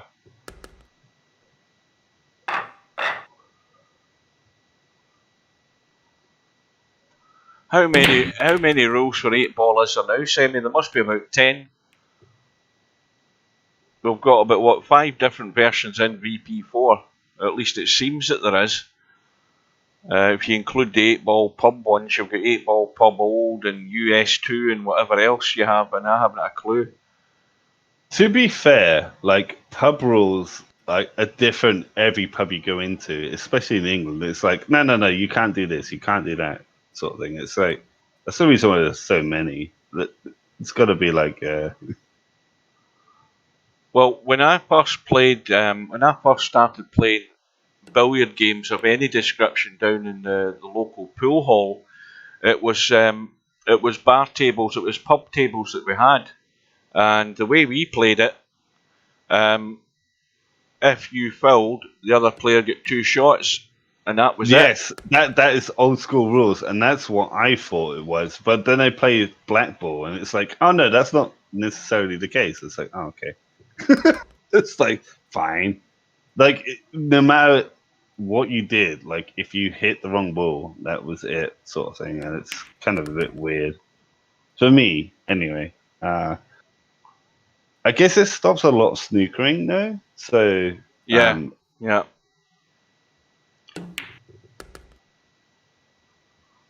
Which I guess the game was derived from snooker, right? Like, I don't know which one came first. Well, snooker's been around a lot longer than blackball. Yeah, so I guess it was just kind of like a... snooker's well over 100 years old, but blackball is something that's probably... I mean, pub pool has been around for years and years, since they started putting tables into pubs. But the rules of the games have got me totally baffled and bamboozled, but there's multitudes of rules now. But that's how I get started, and then I moved on to snooker. I'm not talking about Virtual Pool 4, I'm talking about real life. Okay. Well, Spectre Dawn is breezing through this match as well. This is, as I say, this is like it was 2 weeks ago when Spectre Dawn had no challengers. Larry's gone. That would be one of his main rivals. Larry's already out of the tournament. And Mooncake's going to have to get his act together if he's going to cause any problems for Spectre Dawn. Bit of a difficult one, right? Unless if he's trying to sneak the 9-ball in, I don't know, like a... Well, he could kick the one into the rail like that. That's what he's tried. He's tried just to kick it into the rail and catch the 9 to push it in there.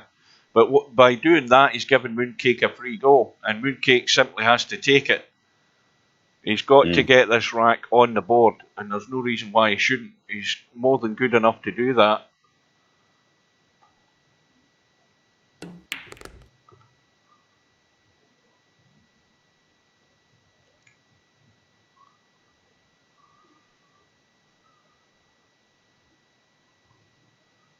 Now this one's awkward because he's going to have to try and get in the middle of the table for this 3-ball, unless you're trying to drag in behind it top side. Yeah, you're just trying to come up far enough to leave a comfortable potting angle, which is about the best he could do there.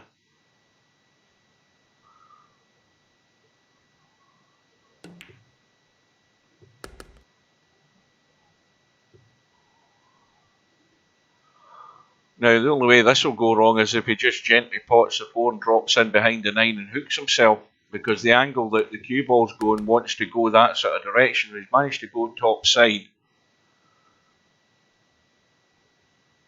It's a very open table, so like in theory, this should all get to plan. Well, he's definitely got this, provided he can get out. But he doesn't want to leave a big angle on this 8-ball. He wants to get fairly straight.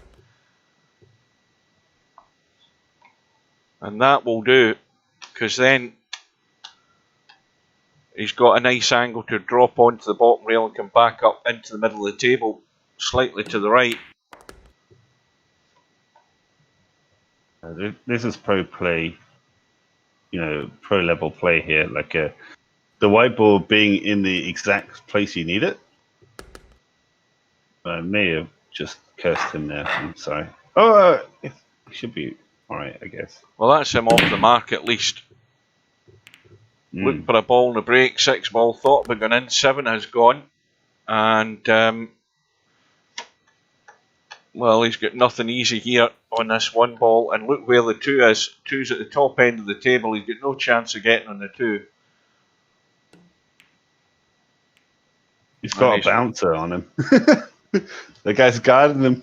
Well, that's the right shot to play.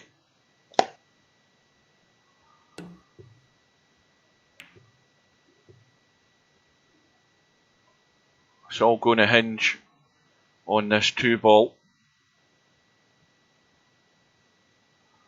Good attempt.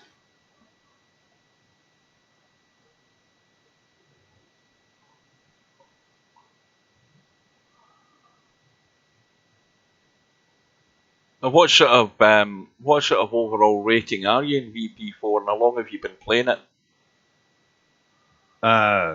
Well, 160 hours. I've basically been playing Charlie Bravo a lot, and he's a lot better than I am. He's a bit.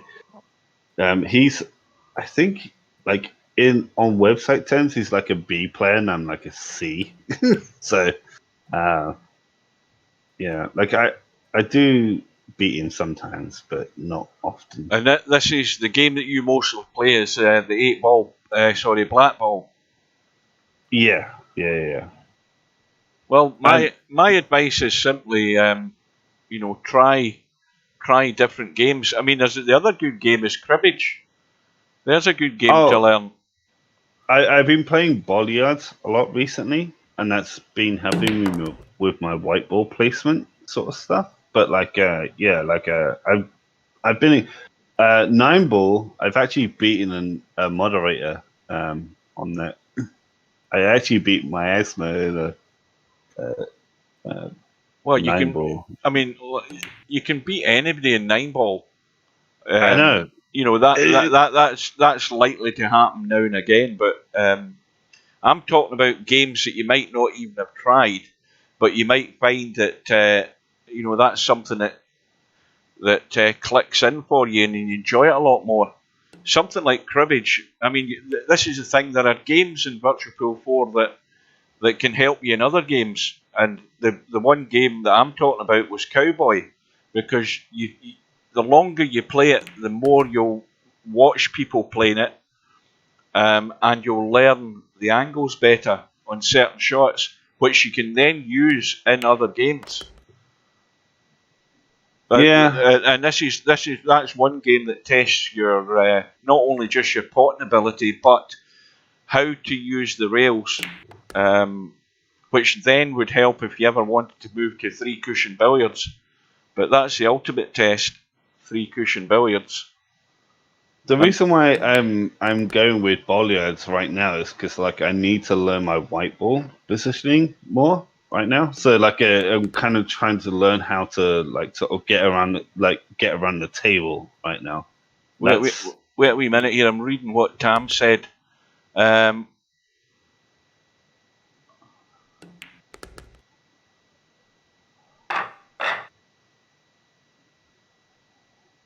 Well, have you ever told her that she's got a button inside the car that's for the headlights, Tam?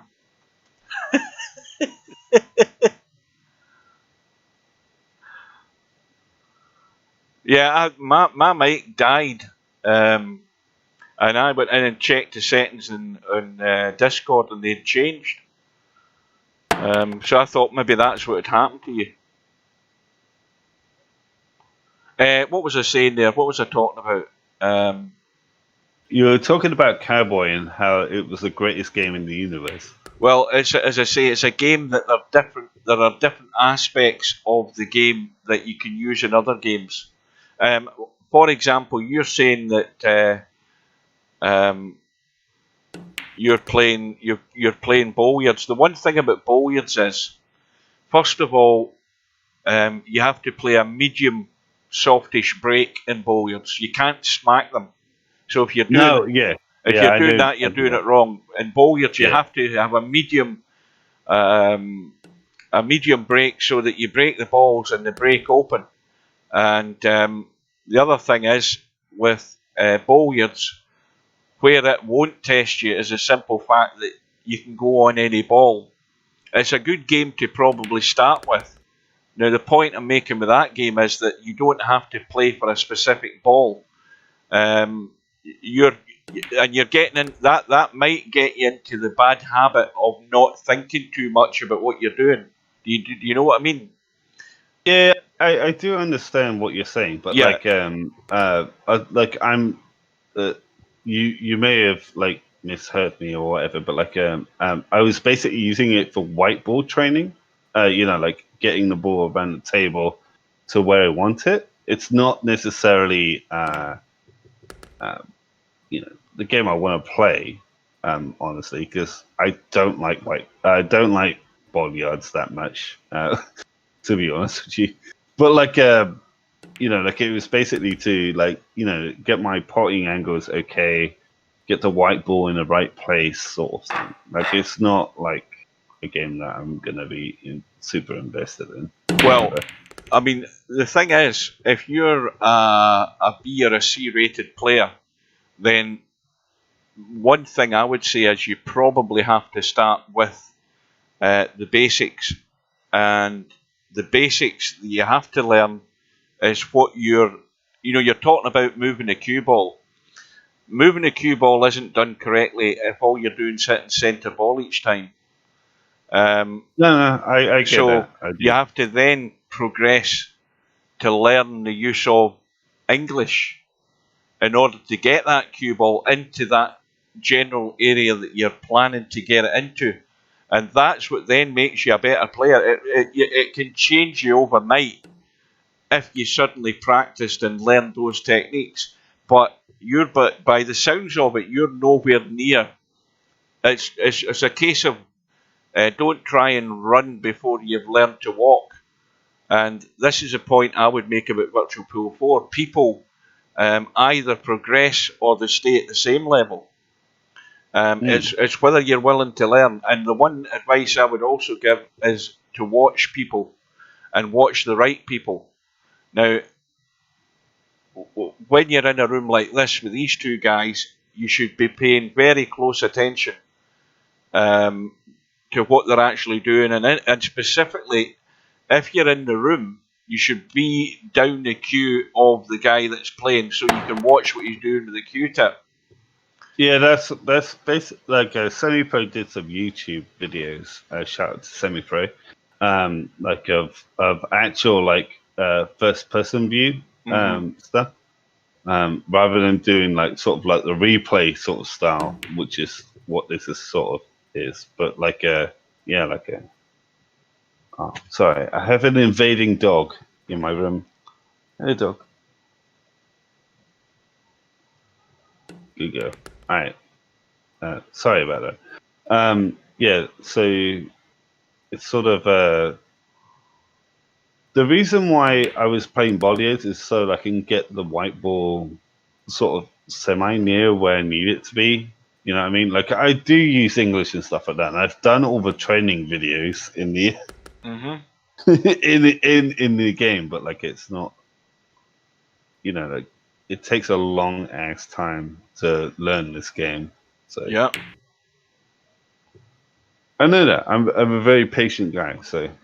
Here's a tip for getting your mouse dialed in. Have you tried going into a room and just lagging the ball up and down the table? If you were lagging for the break, have you tried just lagging to the bottom rail each time? The thing is, I'm not even sure how lag works, actually. Well, this tournament that's on at the moment, right?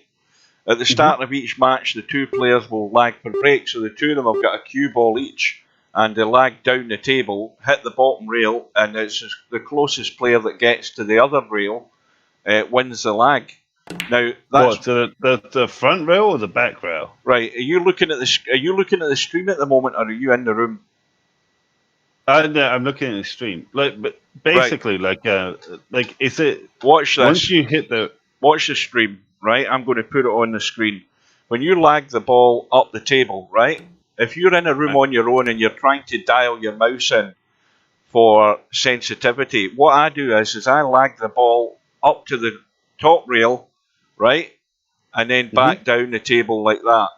And what I'm trying to do is to get a consistency where I'm lagging the ball and getting to within that sort of area at the bottom rail. And if I'm not getting it, then I'm tweaking the sensitivity until I do get it. And I'll keep lagging up and down the table and practicing it that way. And then I feel that gives you a better feel for shot in the whole of the game. So spending some time lagging up and down, just trying to get that ball to drop to the bottom rail eventually on a more consistent level is where you start. You have to start from basics and get your mouse dialed in before you start doing loads of other stuff. You have to work on the mouse to start with. And I keep telling people that you have to spend time working on that. If you don't mess with the default settings in your mouse, then I think you're starting off on the wrong footing. If you can do that and dial your mouse into, you've got a more comfortable setting and you've got a feel for the shot a lot better. I think you'll find you'll be a lot more successful. Oh no, I've done that recently. I honestly have. Like I was telling Charlie Bravo, like he was struggling with his shots too. Like lower it down a little bit. Yeah, that's one bit of advice I would always say to people is don't have it far too high. If you're moving the mouse slightly, but you're hitting the ball heavy, then your sensitivity is way too high. And it's probably the biggest mistake lots of players do. So we play together like with basically sparring partners, right? Like he's my senpai at this point. Like he beats me a lot of the time, but sometimes I get to beat him. We've been playing like bollards a lot recently just to sort of get used to the American cues, because they're slightly different from because you're using a snooker cue when you're playing black ball. Right, exactly. So we both suck with them essentially. He called it a broom handle, so it's sort of whatever. They're like a 13 millimeter tip from a 9.5. It's a bigger difference in the tip size. Yeah, so we're just sort of learning, just sort of experimenting with stuff. It takes a long time to be good at this game, and I don't think a lot of people realize that. Well, have you heard me mentioning on the commentary about one-dimensional players? Do you know what I mean by that? Yeah, they only do one thing, right? Well, one-dimensional in the sense that a lot of players play lots of games, well, chiefly 9-ball, let's say 9-ball, but I watch far too many players where they're a low-rated player, they might be a B or a C-rated player, but they're that level because they're far too one-dimensional. They don't have any strategy about them whatsoever. So they go on the principle that the best form of defence is attack, but they don't have the game or the knowledge to be able to put that into practice, so they tend to bang at balls whenever they see one, just to try and knock it into a hole. The one other aspect of the game is to prevent your opponent from potting those balls and have a safety game. And so you have to bring all those aspects together, and you have to work on all of them. If you're going to be a half-decent player that can give somebody a game, you have to focus on those sort of things. But the basics of potting a ball and getting that cue ball to a general area where you want to get to, you'll pick that up through time if you pay attention and if you watch, and if if people are giving you advice, if you listen to it and go and try things. That's how you become better, but you will not do that overnight. I mean, I've been at this game for 20 years, and so have others. Larry's been playing virtual pool for as long as I have. And he's a far better player than I am. That's going to be very close to a scratch, but it's okay. You're literally giving me the semi-pro talk right now, and I realize well, he told me all this, and also he's actually, because I do like sort of like YouTube stuff or whatever as well, like with some of my stuff. The stuff that I got on YouTube is really bad, like compared to like how I am now. But like I have improved. Like Sammy even tell you himself that I have improved like a lot. Like, but the thing is, like we should be talking about this match, I guess. Well, we should be, but it's a good. You're a perfect example of a relatively new player who can progress. What I'm saying to you is it's up to you. It's all up to you, and that's the same for all of these players, no matter what level that they're at. It's whether they want to get somewhere near as good as these other guys, so that they can be competitive. So if you entered Friday Night Nine Ball, you're going to get a good handicap, and even if you're getting a good handicap against someone like Spectre Dawn or Mooncake, it's whether you've got enough upstairs. And when I say upstairs, it's whether you're going to use your head to make use of that handicap, and a lot of players don't. I'm not trying to be rude to you, but you never see me play. You don't even know if I have a safety game. Well, no, but I'm talking in general about most of the players that I see. Most of the players that I see in this tournament each week, there's quite a lot of them are at that level, and they'll never progress. It's how much you want to put into it is going to give, as much as you're going to get out of it at the end of the day. But as long as you enjoy it and you stick at it, I guarantee you'll get better. Everybody will. Yeah, okay. The reason why I have not actually joined a 9-ball tournament, because I know, like, I'm not ready for it. Like, I think a lot of these people, like, just want to play, like, really good people to see how, how it works, sort of thing. You know what I mean? Like, it's sort of, I may not be the greatest at the game, but like, like I want to see how they take shots and stuff like that. Mm-hmm. Because a lot of new players won't experience the heights of like Cobra or like semi-pro or whatever, because they won't play them out of respect. It's kind of like, I don't want to punch down that hard, So like these tournaments sort of help with that aspect of the game, but it's not like the be on and end all of everything, sort of thing. Well, Spectre Dawn's through again, 7 racks to 3. He's looking, he's heading all the way to the final. He's through to the hot seat match, and he's waiting on the winner of Bankster and Chase won a round, who's 6-4 up. And if Chase wins this match, he's going to be getting 5 and out against Spectre Dawn. But the one thing, again, I'm talking from my own experience. When I first started playing snooker in Virtual Pool 4, I made sure I played the best guys that were around at the time in Virtual Pool 3. And yes, I got a lot of beatings, but I then decided I was going to try and prevent that. And I eventually got to a game that was a reasonably good standard, that I could give most players a good game. I'm going to give you a little hint. Like, the ranking system in this game sucks balls. Oh, of course it does. Of course it does. I don't think anybody likes it. No, I'm going to explain why now. Right? Like, for a lower end, like, I've just joined the game, right? I'm pretty newbie, sort of thing. Essentially what happens is, like, you get thrown into, like, a pool of 50 sharks that know what they're doing or whatever, right? And it's like, okay, cool.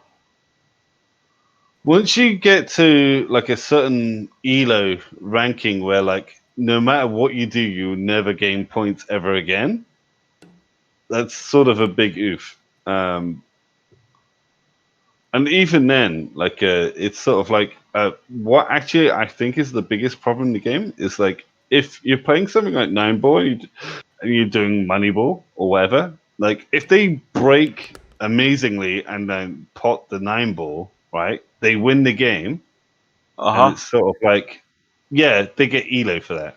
It's like, okay, cool. Well, the other guy didn't do anything, so how is he worse for doing it? You know what I mean? They should at least play one shot before losing elo for a game, is what I'm getting at. Well, there we go. That's one way of winning.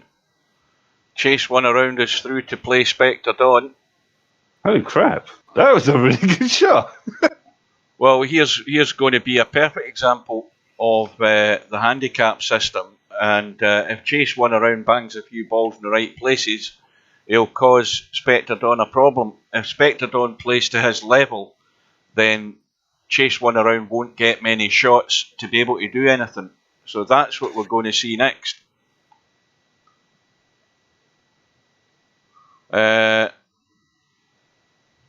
Somebody stuck in the Larry Mooncake match. That match is still up, so somebody's fallen asleep in there.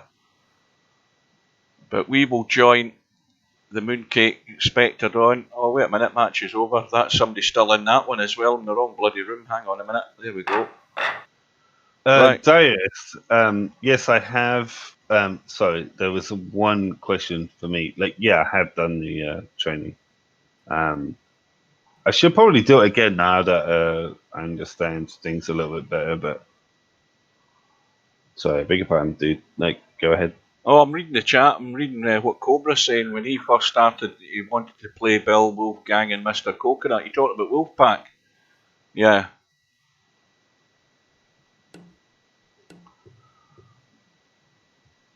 I mean, it does help you if you've played billiards or snooker or pool in real life. It does help you to come to this game.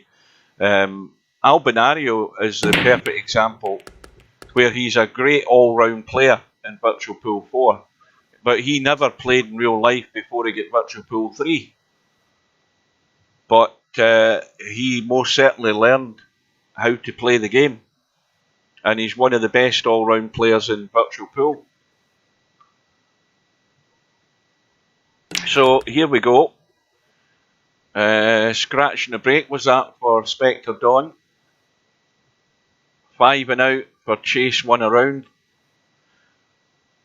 And in this scenario where Spectre Dawn is given 5 and out, as soon as Chase one around misses one, Spectre Dawn knows he has to run out. Because if he makes a mistake from anywhere near that 5 ball, Chase one around just needs to pot one of them, and he's won the rack. And if he banks this 3 onto the 4 and gets lucky, well, he hasn't, but he's got lucky with the hook, I think. No, he hasn't. So now Spectre Dawn should run the table if he can get up to the 4.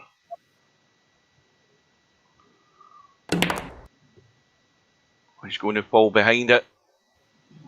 And he's going to have to dig out a good shot. And the pressure's on.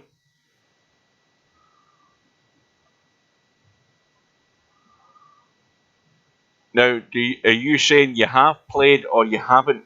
Did you type that right, Cobra?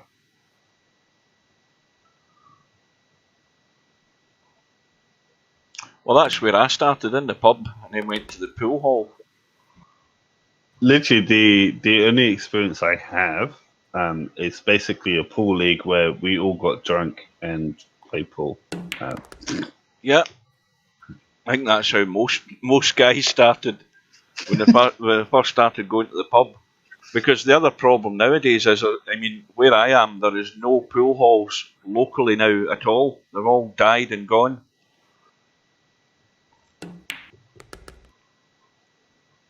It was essentially a good way to get drunk and have a night out. You know what I mean? Like at the time. Oh yeah, used to do that. Well, here's a pressure shot again. Nasty cut in the 8, but in it goes. And even with this handicap, Spectre Dawn should win this 7-0. The only way that Chase one around is going to get a rack is Spectre Dawn hanging a ball and gifting a rack to Chase one around. He's well out his depth in this match. But you can see what the handicap's done for him, though. He's got to have got in the money. Let's have a look. Yep, he's going to get 405. Tell a lie. He's going to get, what is it, like 200. If he loses, he's going to at least come away with a profit from this tournament, which is still a good profit to show, considering the level of player he is.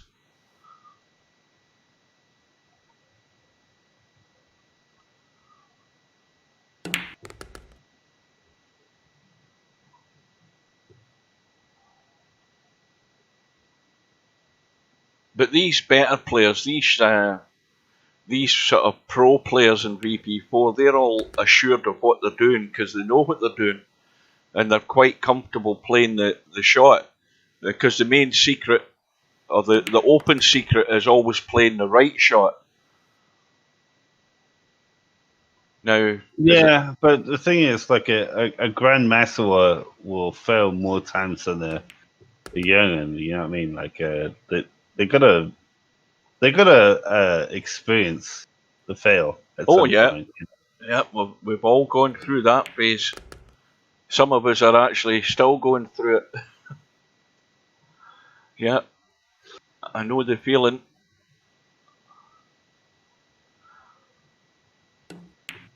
I actually had, you know how you were saying you had a 5-foot snooker table, Cobra? This will show you how old I am. I got it must have been like a 3-foot snooker table. You know, the balls were like the size of gobstoppers. You know what I'm talking about. Oh my gosh! Like I literally had like a tabletop one where it's like literally like marble type jobbos. Well, this was the one I had was slightly bigger than that, and it had 2 cues, and the cues were, you know, they were small things, but the tips on them, you know what the tip was? It was just a little rubber dome that was the tip. And I didn't know when I was a kid you needed to have chalk, but these tips wouldn't need to have chalk anyway because they were rubber. And the table was actually a snooker table with Joe Davis's name on it. Which, if you don't know snooker, you won't know who Joe Davis was, but he was a world champion 15 times back in the 30s, and you know, he did endorsements and stuff to earn a few pounds. And I had a Joe Davis snooker table, and it was about 4 foot in size, and you could just put it in the dinner table and play snooker. That was the first thing I ever had. We were selling some like snooker tables at work, and it's like I'm saying like I'm talking like, you know, the mini sort of things. It's kind of like if you wanted to do like a full length shot, it'd be like the hand size of your hand sort of thing. It'd be like, oh my days, you know what I mean? Like that was my first experience of it, sort of thing. It's like kind of like the most miniest of tables. That sounds like one of these sort of office. It sounds like the size of one of these office gifts you would buy a guy for Christmas. One of these tiny wee tables that just comes in a small box. It is sort of, yeah. You can like, you can still get those. Yeah, I know. That's what I'm saying. We were selling them. Yeah, like man, like it's like, oh, how's my table leaning? Get the spirit bar out. You know what I mean? Like for this thing, it's literally like, I don't know, less than a meter tall or whatever. You know, it's stupid. Stepan has beaten Sylvie on the one-loss side on the final rack. And meanwhile, Spectre Dawn 3-0 up. What's he going to do here, though, dude? That's a difficult shot for a newbie.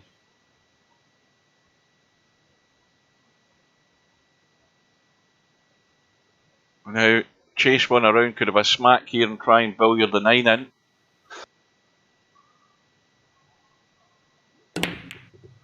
That's what he tried.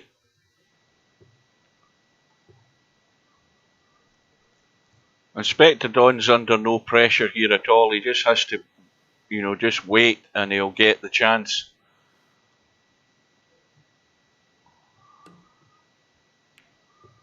Just needs to get a frame, eh? Well, I'm hedging my bets that it will be a mistake by Spectre Dawn that will give Chase one around the rack.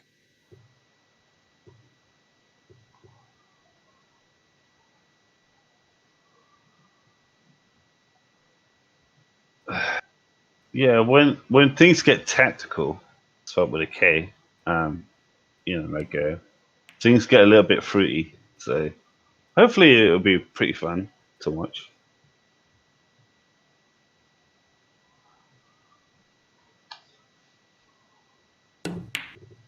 Almost got it.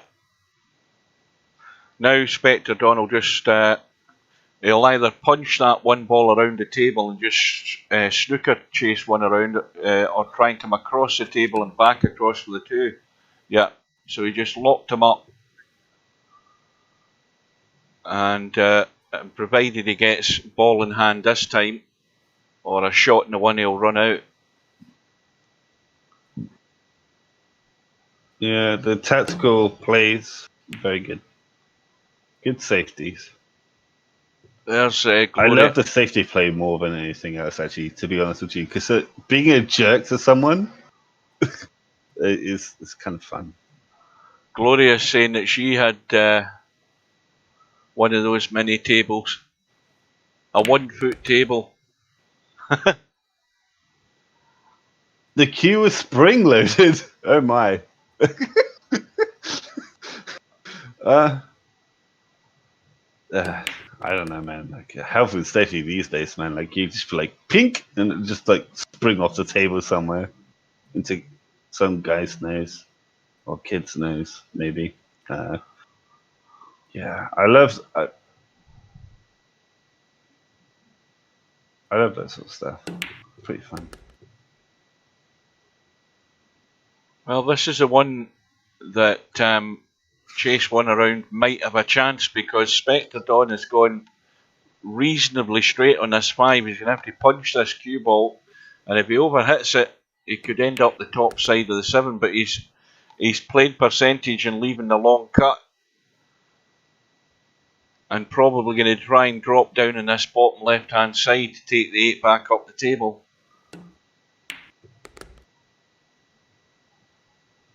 Another result through. That must be about the last one to come through. LS3 has won 4-0 against Mooncake, so LS3 getting the use of the handicap.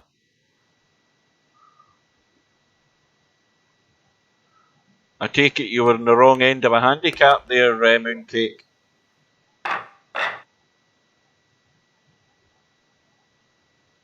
So 4-0 to Spectre Dawn. And let's have a quick look at the bracket to see who is left in this tournament that's going to challenge Spectre Dawn. Stefan is playing Bankster at the moment, 1 rack all. We've seen LS3 go through. In fact, that was a scratch match. There was no handicap there, Mooncake. What happened to you? Did you fall apart?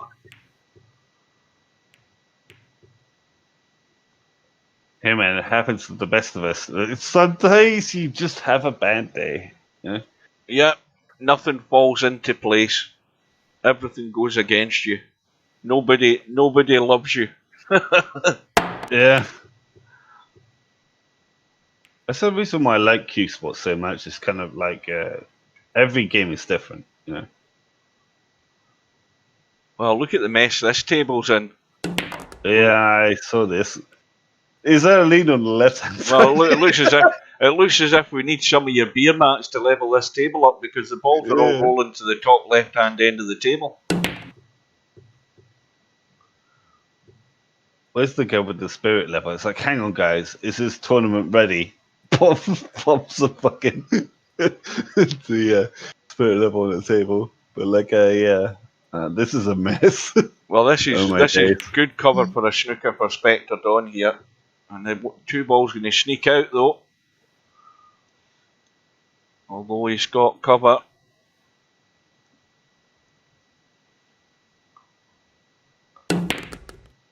And Chase one around's kicked it in. That was a good shot.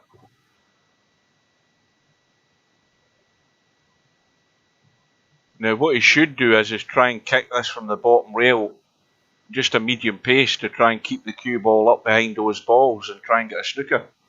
That's what he should do. He shouldn't be blasting it like that. Like, he's got a bit of potting, but like as you were saying before, like white ball positioning and like actually thinking about what you're doing is also key too. But that takes hours and hours and hours of practice. Like, some people aren't there yet, unfortunately. Well, Spectre Dawn he's not got an easy run out here. He's going to have to get good on this 5. So again, there's still a chance here for Chase One Around to get a rack.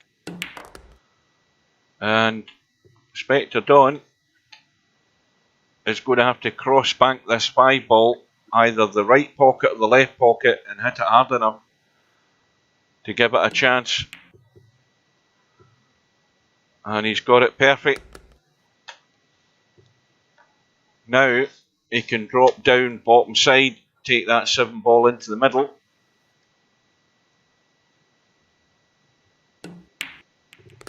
Oh, he's decided to run into them.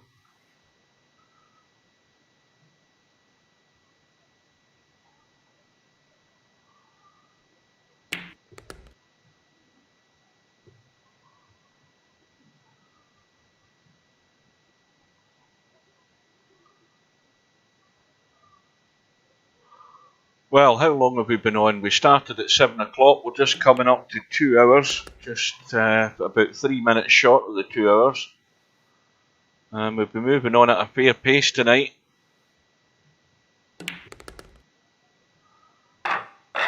So Spectre Dawn breaking off in rack number 6. This the hot seat match. And a ball in the break as well. Although he's going to have to play a bank in the 1 if he wants to keep this going. 3 balls locked up pretty much. That 1 ball sucks. Like, oof. I noticed that Stubbs' name is actually on Discord. His name's listed on Discord. But he's certainly not been in any time I've been here.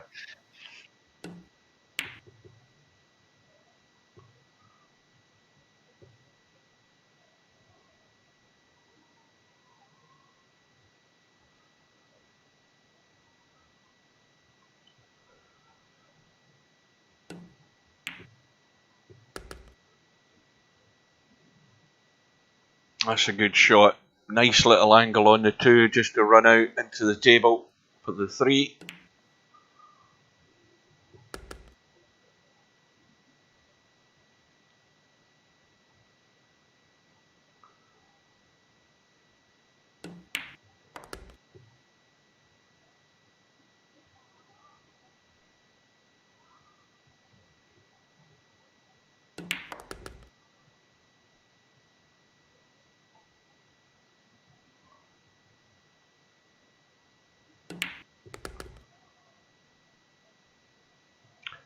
Well, he's going to be on the hill.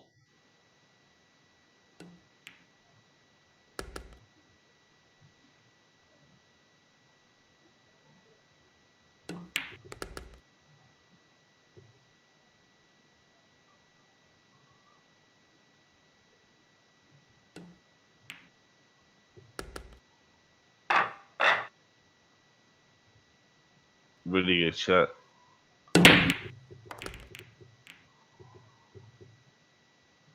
See, that white ball positioning makes everything so easy. Like, for a new player, it's important. Very important. I don't know whether he wants to try and straight roll this. Yes, he's straight enough just to roll through.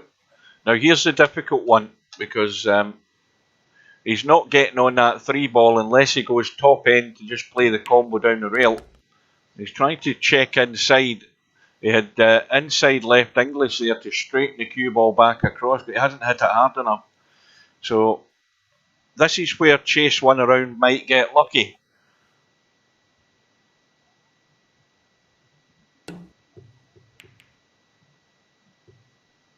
Well, Spectre Dawn's got the hit, and the only danger here for Chase One Around is that if he doesn't pot this 3, There's a combo 5 and 9 sitting there for Spectre Dawn.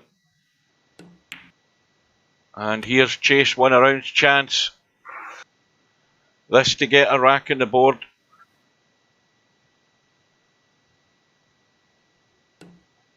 And that will do. And that is a success. Spectre Dawn got the hit, didn't get it safe. Chase 1 around, rolls in the 3, and then rolls in the combo, and he's off the mark. Mr. Deemster is in the commentary box tonight. I apologise. Vance, like, please. We had Tornado Tam earlier on, but we never got much out of Tam. He had to go, and we had Semi Pro in, who we got nothing at all, and he disappeared. Yeah, but he did say he was going to maybe drop in it, but that's what he did do. He dropped in and then dropped out. So Spectre Dawn at the table, 6-1 up. Now he can go around the 5, or he can kill it and leave it awkward. But he's going around. He just went around too far though. Could block himself off. He's okay.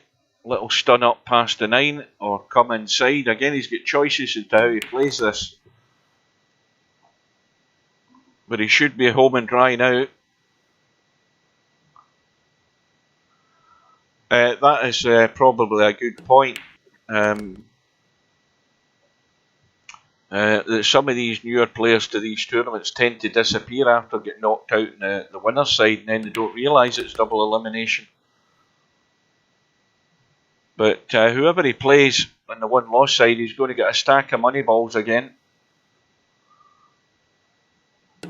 Stefan has beaten Bankster 4 racks to 1, and Spectre Dawn is in the final, and he wins by 7 racks to 1. So it's one-loss side now. Let's see what the bracket shows. And LS3 is going to play Stefan, and of course once the bracket updates, Chase 1 around is going to move into that one loss side bracket there. So now all that we have is the match between LS3 and Stefan, and Spectre Dawn can go and have a coffee, a cup of tea. He's going to have maybe 40 minutes before his match starts, so he can take a break.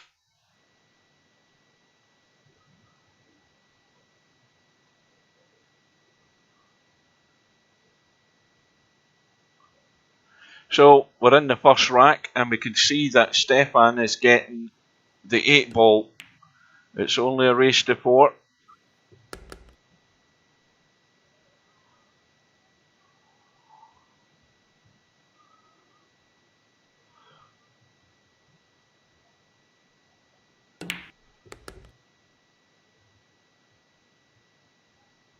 Now, he may well have to have a blast at this this combo. He can maybe squeeze the 4 in. I think he can just get it. That's a good one.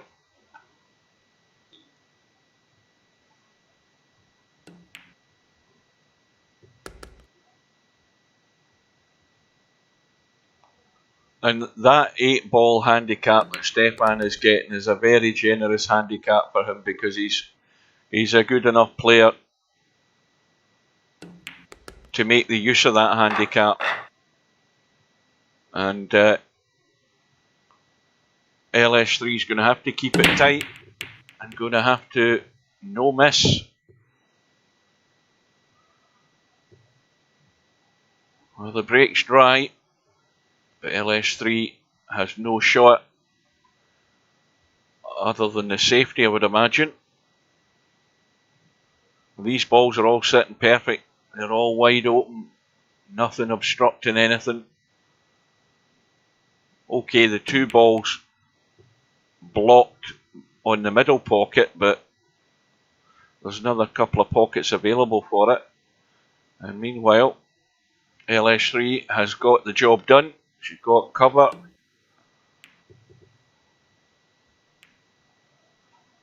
And Stefan's reply. Now, can LS3 get to the potting angle of that one? It's fairly tight. I think she can just get there. Maybe a little bit of left. I don't know. Yeah, a little bit of left. Maybe not as much as that though. Oh yeah, that'll do. It does go.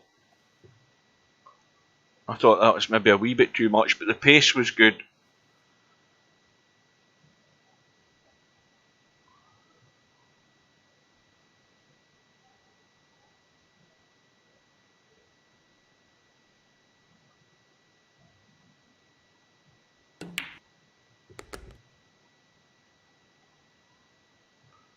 Now LS3 has the table at her mercy to square the match.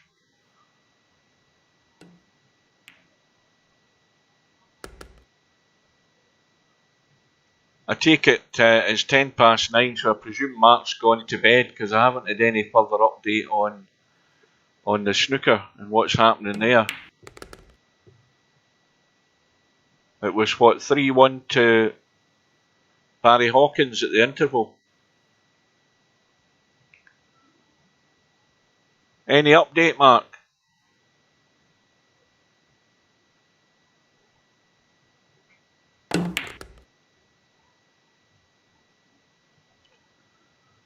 Well, LS3, can she squeeze that 6 in?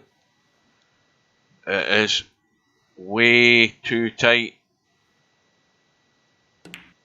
Just in off the jaw.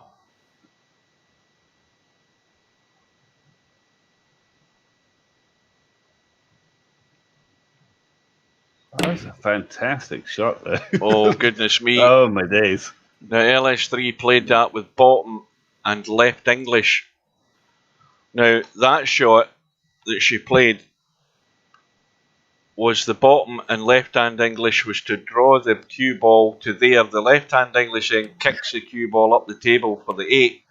But the problem with that shot is that you're sending the cue ball offline. And that's why with the pace, as soon as it went offline and hit those jaws, it isn't going in. And now she's hooked behind the 9. So Stefan getting a bit of luck. And, well, it's tit for tat here because now Stefan's hooked.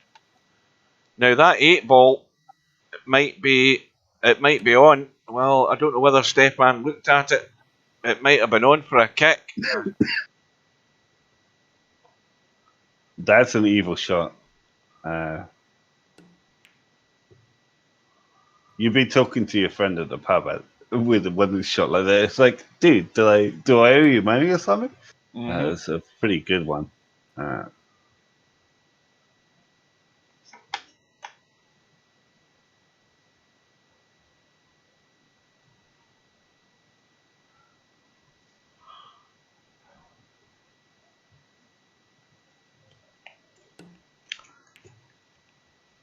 So you've not got the snooker on, Mark. Then why don't you do me a big favour and just Google ITV4 and bring it up on a live stream and tell me what's happening, because I can't do it. I don't want to tab out to do it.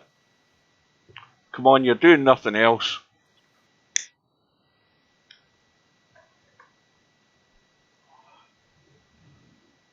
That was unfortunate. Well, the bank's on. LS3 will go all out for it.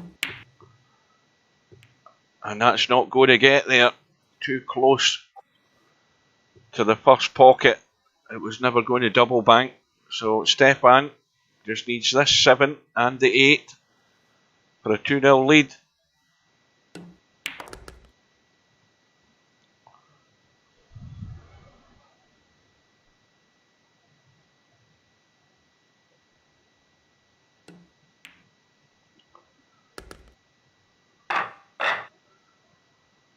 So LS3 with it all to do, such a short race to 4. 2 ball goes in, I think it was the 2. And Stefan, I think, well, it's not an easy cut. Very close to read the angle to cut that.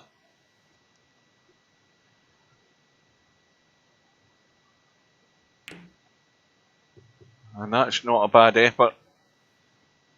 I think he's got reasonable cover. The edge is there, so it can be cut, this one ball.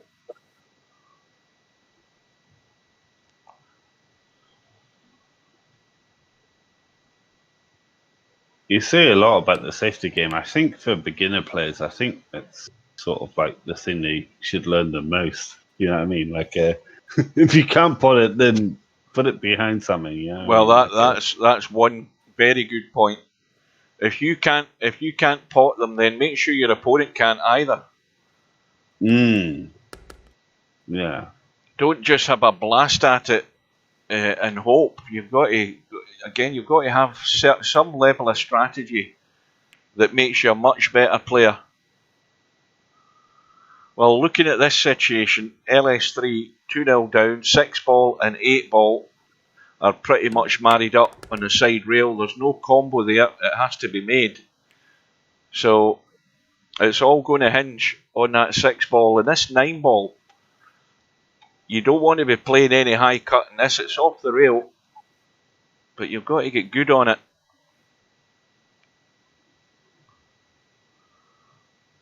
Semi, do us a quick favour. Tell me what's happening in the snooker. Mark's not got the snooker on. I don't have it on because I'm streaming. I don't want it to eat up bandwidth. Give me an update, please, because I don't think I'm going to see any of it. This tournament will still be going on when it's probably finished. Well, LS3 is going to try and get some sort of nudge from this 5. Well, she's going to have a very, very difficult combo. She's going to have to cut that 6 almost to the rail to get the hit on the 8 to push it down the rail. 4-3 to O'Sullivan now. Yeah, it'll be all over. I won't see any of it. Thanks for that. I would imagine the safety here. No, oh, look at what's happened there. LS3 gets the fluke, and she's going to have to go all out now. Left the 8 ball hanging, and it's going to have to be the reverse bank, the double bank if you're lucky, if you don't get it first time. Got to be on the 8 ball. Reverse bank's the shot. It gives you 2 chances of it going in. Unless you're trying to bank it onto the 8, but I'd be going for the reverse bank. Good shot. And now just dead weight, drop that 8. Make sure you don't drop the cue ball into the knuckle and hook yourself. Don't hit it full on. Well, she pretty much done that, but got the little bounce. So this to get off the mat.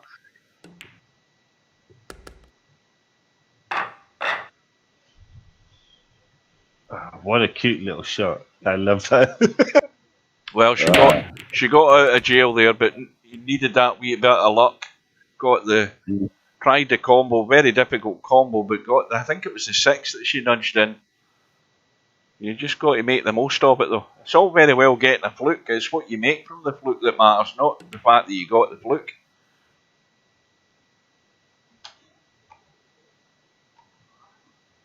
And that is not a bad safety,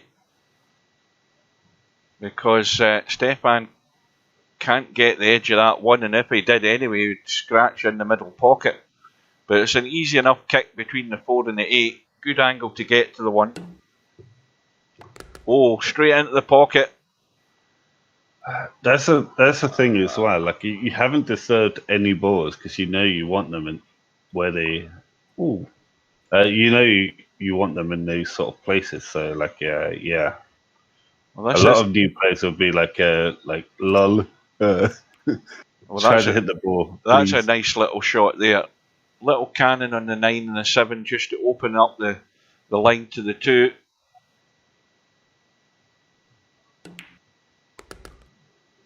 Needs another good shot to get on this 5. Now she doesn't want to. She's got a wee angle in this 4. If she stuns it too much, she could block herself out in the 5 behind the 7.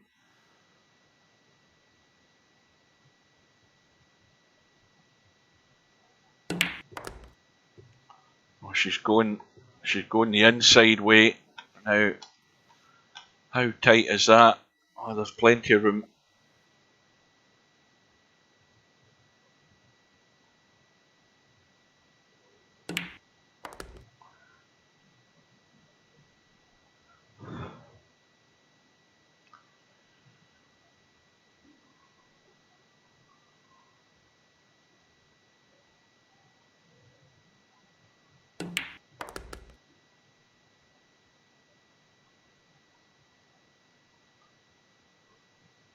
Now, a little bit of spin to get up the table for the 8 ball. Bit of inside right English to get that cue ball going over to the right. Now, she looks as if she's drawing back, though. Playing it safe.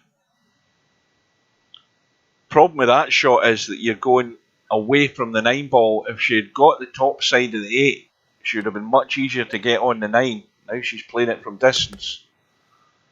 But should be okay to square the match.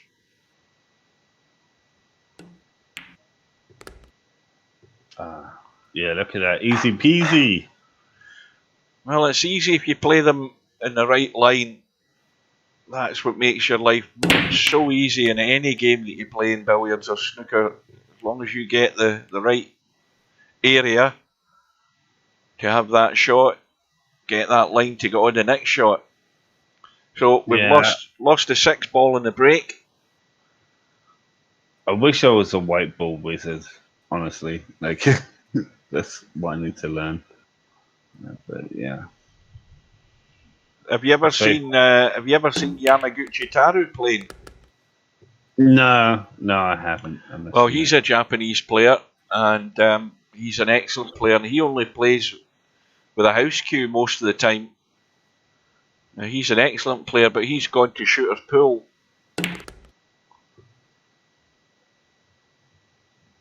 Now, meanwhile, LS3 on the 3 ball. Well, we'll give her the 3 and we'll give her the 4, but she's going to have to get a fairly good line behind that 5.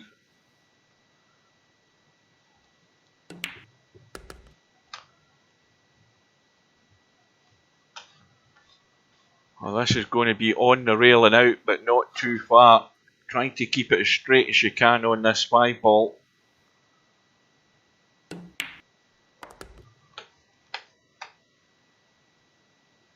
Now, the only slight problem with this is nudging the 7. If she nudges it square, it's just going to go to the rail.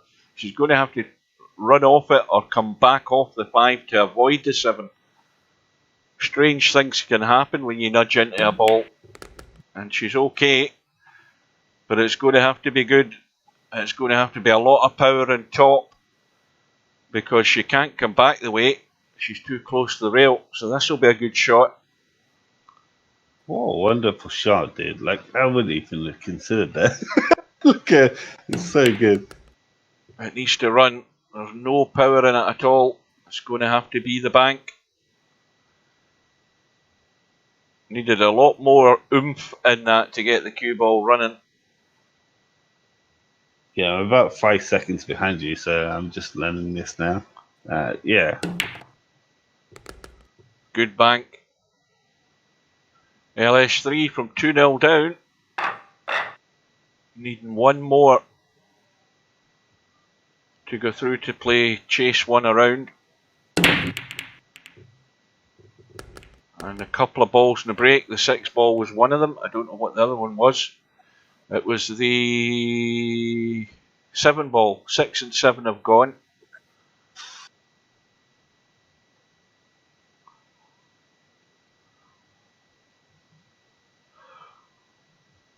Yeah, boy. Just a bit too much juice on that. She had the right idea there, trying to sneak in behind the 2 and 3. I think there's enough of this 1 showing here for Stefan. Yeah, that 4 ball's a good guide. Now, he doesn't want to hook himself behind the 9 like this. I think he just got there.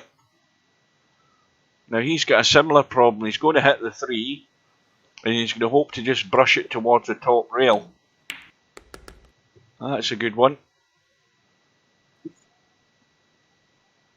A nice angle on the 3. Not that I'm aware of, Semi. I think, to cut a long story short, the suggestions that I made, from what I've heard and what Popman told me, because I believe that Tin showed Popman the settings. I think I'm not. I think it's alternate break again. I think jump cues might be on. Cue ball nearly scratching, but it's certainly not conventional 9-ball, and it won't be as long as Tin's setting it. Oh, Stefan's got another toughie here, dead straight on the 8-ball. And mind you, he's got the 8-ball anyway. I'm forgetting about the handicap. Jump cues are off. See, that's there's far too many of these big 9-ball tournaments that I've done where none of them have been standard 9-ball. That's what annoys me about it.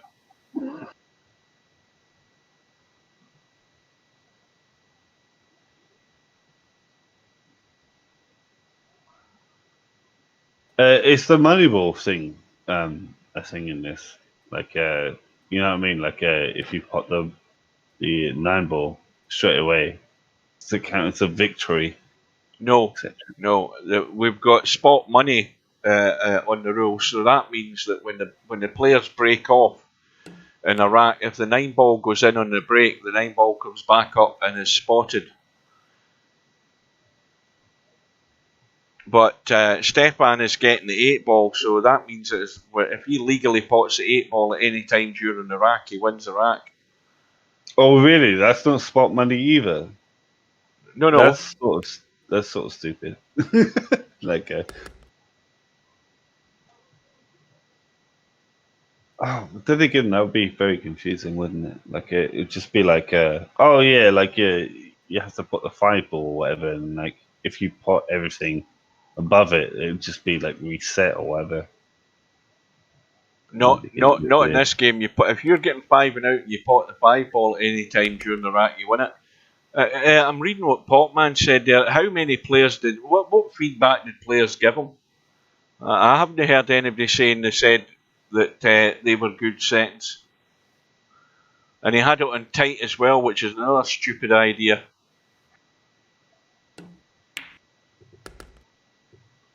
Well, the only way things will get changed is if you guys tell Steve to set it right. I gave you the settings it should be set on. That's the ones I like. Whether you like them or not, I don't know. But it's up to you guys to tell Steve what you want, not Tin. Tell Steve, talk to the main man, talk to the organ grinder, not the monkey.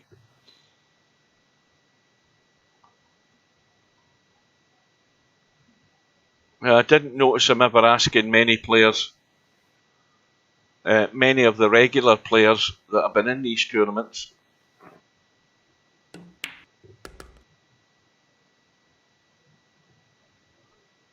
Well, three fouls is always on in 9-ball anyway by default, so that's a standard rule. I thought you were going to type 3 fouls was off. That's the kind of stupid thing Tin would do.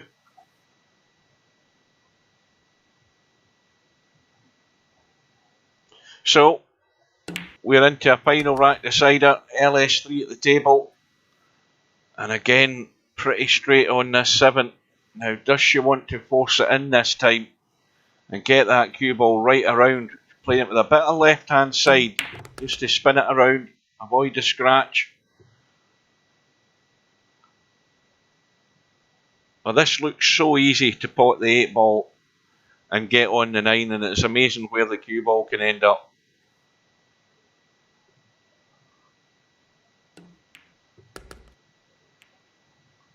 And that will do.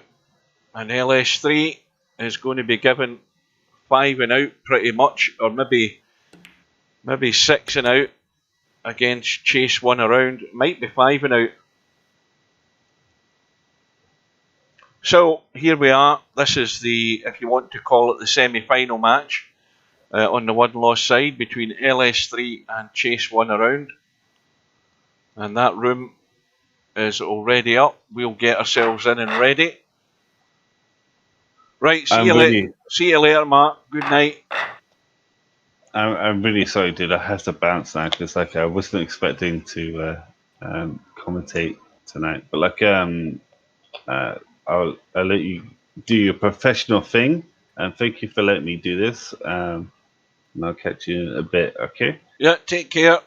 See you Thank later. you. I'm Good night. I'm really sorry. Like I wanted to stay to the end, but I need to eat something. Oh, you know, it's another hour before the end of this. The finals are race tonight, and this match will take maybe 15, 20 minutes. Yeah, I just wanted to see if the Discord thing was working and stuff. So like, at least you know that that's going on now. Anyway, thank you guys. I'm sorry if I suck at commentating, but like, peace out. Please. Right. Thank you. Take care. See you later. Everybody always abandons me in the end.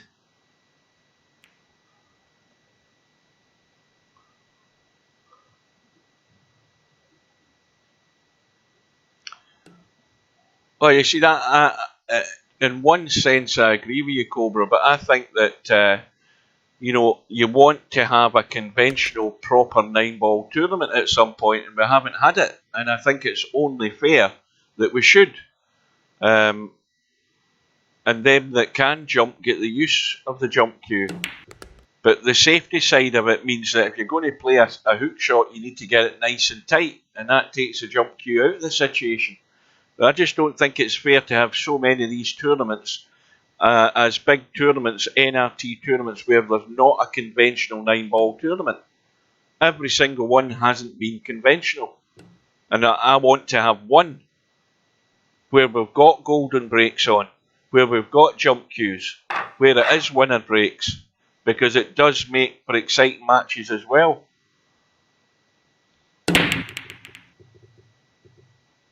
So here we go, and it is as I thought. It's 5 and out for chase 1 around, and LS3 under pressure to keep it tight.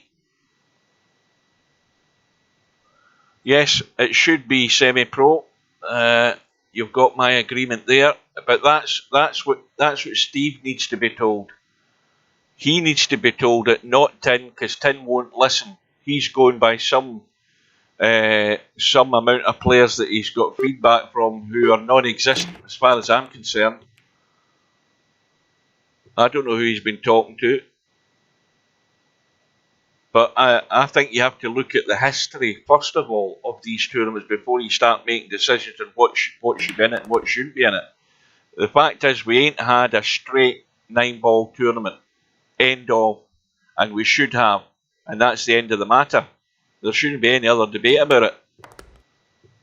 But unless you guys get that message across to whoever it matters, and Tin isn't the one that matters, then nothing will happen. He'll just run it the way he wants to run it. And he'll not go by the proper feedback from a lot of the players that do play in it or have the intention of playing in it. At the end of the day, you'll play in it anyway, no matter what the rules are. But unless he's told sooner rather than later, then it will be up and running before you know it, and then you won't have any choice.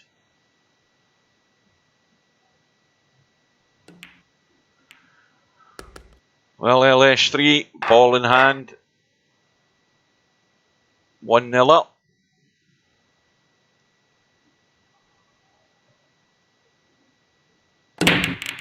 I must admit as well, it's asking a lot for somebody to join in this Friday night 9-ball as a co-commentator and stick the distance, because it is, you know, 2.5 hours, 3 hours, 4 hours some weeks. So you've got to have the stamina to go the distance. I know how I feel at this time of night. My brain's on shutdown mode.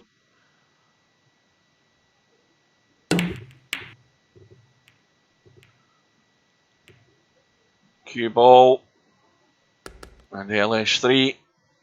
Ball in hand again.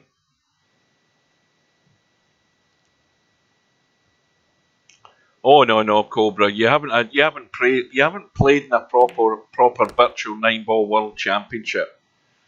The way I used to run it, that was for the men, not for the boys.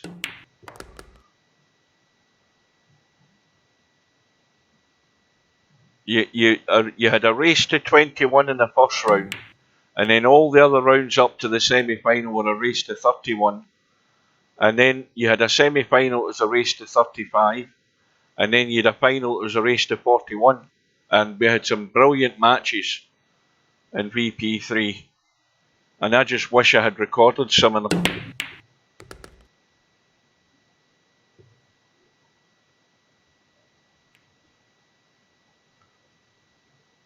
Let's go the other way. Let's just make it a cutthroat then, and have it race to 5 on the winner's side, race to 4 on the one-loss side, and a race to 7 in the final. There you go. That'll be the quickest NRT Virtual World Championships you'll ever have.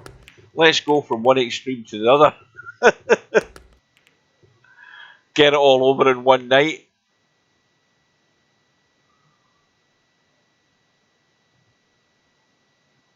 I mean, who the hell ever plays a tournament race to 18? Tell me.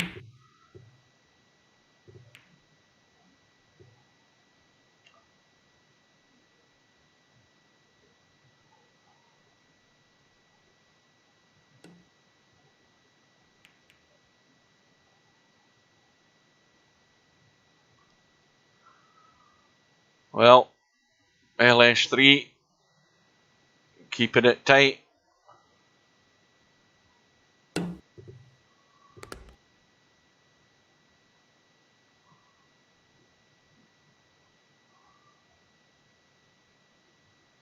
So, LS3 ball in hand, gets rid of Chase one around one of his money balls.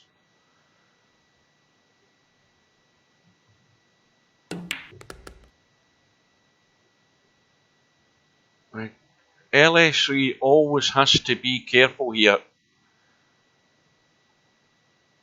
A race to 4 is such a short run, especially when you're given 5 and out. Cannot afford any crazy errors.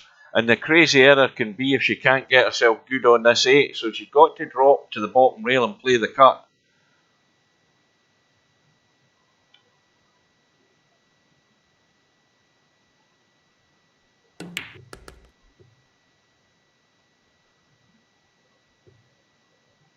And this is going to have to run.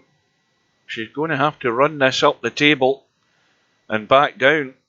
I don't know whether she'd dare ever try a draw at that distance. She's got to run forward and a lot of pace on it to get right down the bottom of the table, unless she's trying to run to the side rail, which is a bit risky.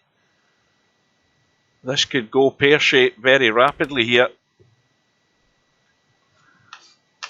I think she'll be able to get it, yeah. But she's dead straight.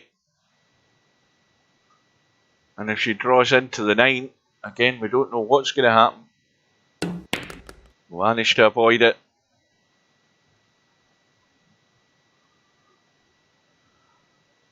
Listen, Cobra, I guarantee you if you're in a race to 12 in a first round match or a winner's side match in a race to 12, you could be 4 or 5-0 down in the blink of an eye.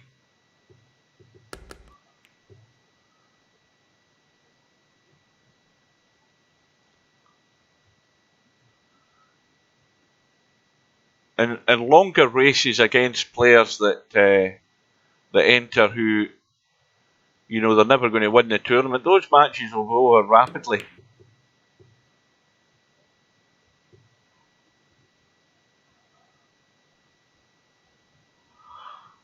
That's the trouble with people today.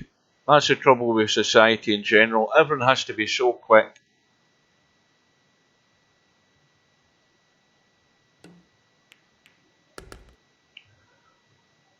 And the foul, the clip on the 5 ball, has given LS3 ball in hand again. 2-1 up. Just having a quick study of the table.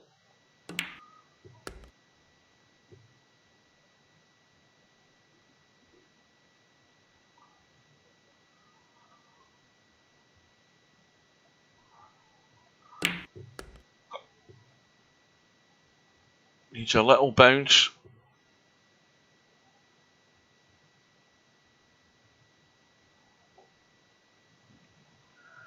So, we are now, well, this is going relatively quickly compared to the last couple of weeks, I think. That's about 2 hours, not quite 2 hours and 40 minutes. Well, she's going a different way from the way I would have played it. I would have left that top side, but this is neither here nor there. This is one of these shots where if she takes in the middle, she's running into the 9. Doesn't know whether she's going to be in the 6 or not. She's hit at half ball. And she's, well, more or less straight. Shouldn't be missing this.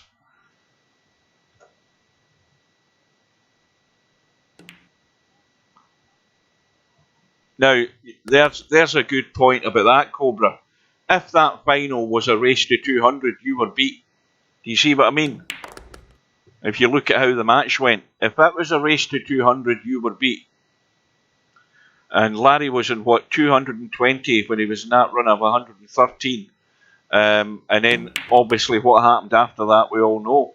But that's a prime example of why you have to have a good distance for a proper tournament. And had that been a race to 200, you were dead and buried. Larry would have ran straight out at that point.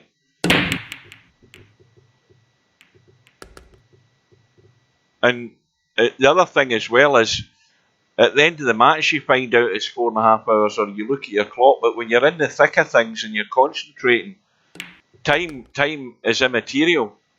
You know, you're so focused on what you're doing, it doesn't matter about the time, unless you've got somewhere to go.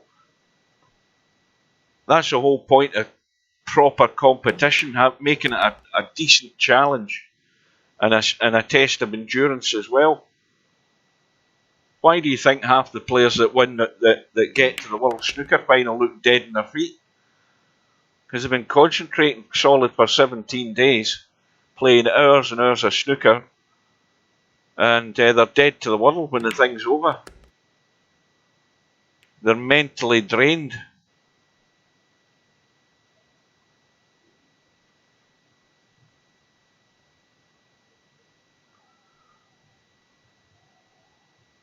Or even if that final was set to 250, I don't know whether you can set them in straight pool. I think they go up. I think they go up in 50s and then 100 or something. But even if it was 250, Larry was in 222, I think, or thereabouts. He would have only been 30 from home. You'd have still probably get beat. So the race to 300 is a prime example of how it helped you survive.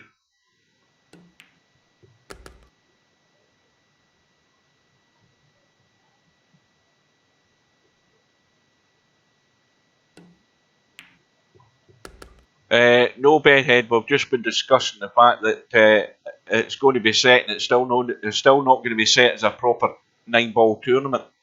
So LS3 comfortably through. Chase one around, has got himself a few $V more than what he had when he came in, because it was $150 for the entry fee, and he walks away with $270. So the main goal there is come out with a profit, more money than what you had when you come in, albeit virtual money. And LS3 now in the final with a handicap to play Spectre Dawn in a race to 9.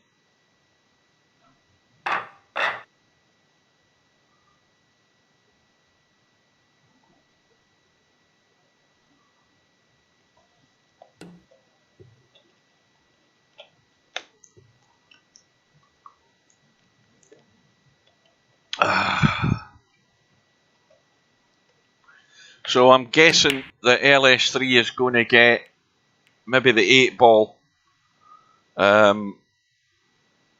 something along those lines for this match.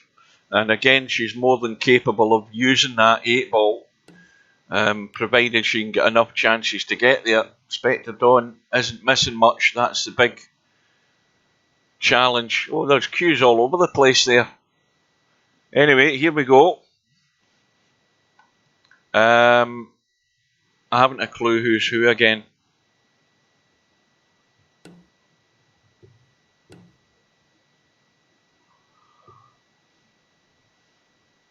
But that one nearest us has won it. And Spectre Dawn has won the lag. So race to 9, and as I guessed, LS3's getting the 8 ball. Spectre Dawn, meanwhile, has broke off, got a ball in the break, 2 balls gone. No shot in the 1, but a good safety coming up here, nice and thin. And LS3 has got an easy kick, and if she gets the line pretty good, there's a strong chance of kicking this in.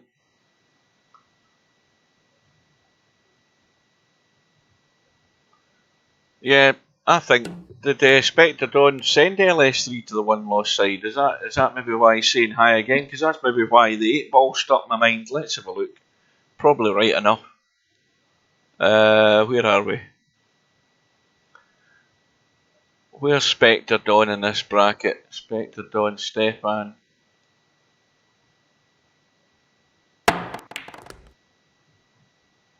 No, I don't. I thought he'd played LS3. No, he hasn't.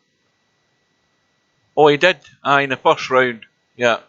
Well, Spectre Dawn won that match 7-1. So anything better than that is an improvement for LS3 in the final.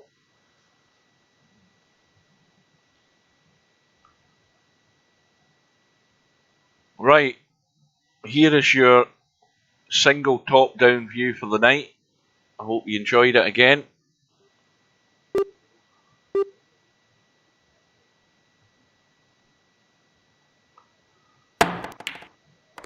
Oh, that's unlucky. That was a good jump. But this is exactly the type of thing that LS3 has to pounce on. This has to be taken out. You can't have ball in hand and be a 2,200 rated player and not run this table. Plenty of room to get to the 6.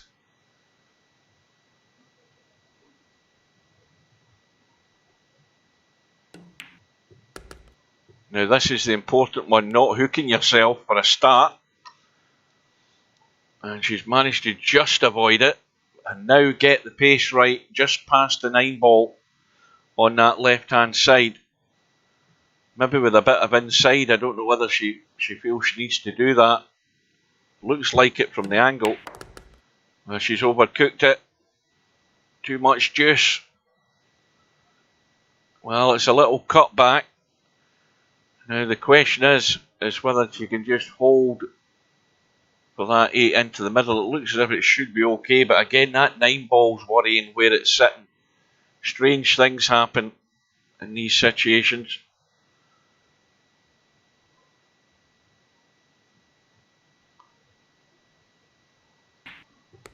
She's stunned up the table to avoid it. Good thinking, because if you'd run through to the rail and try to square up to hold for that 8 into the middle, guarantee you can lob behind that 9.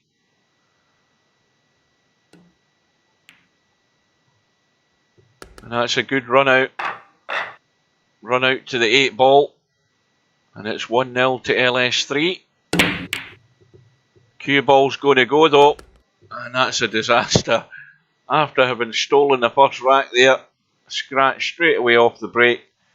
But Spectre Dawn has got a problem, an immediate problem. Ball in hand on the 2, but he can certainly play a shot where he's either going to go for the hook or try and pot the 1 and run into the 2 and 5. But he's played for the hook. Easy escape. And now Spectre Dawn is hoping that LS3 doesn't get it safe.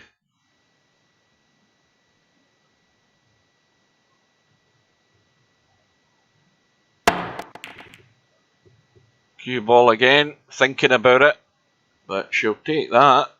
That is a good result. And that's certainly not easy to kick at. Danger of skimming the 5 here. Oh, he's got it off the 2 rails. Oh, look at this. Well, there's a good result. Again, easy escape. But there's loads of good covering balls here. The way these balls are set up, crying out for a snooker. But LS3's just hoping to get lucky here.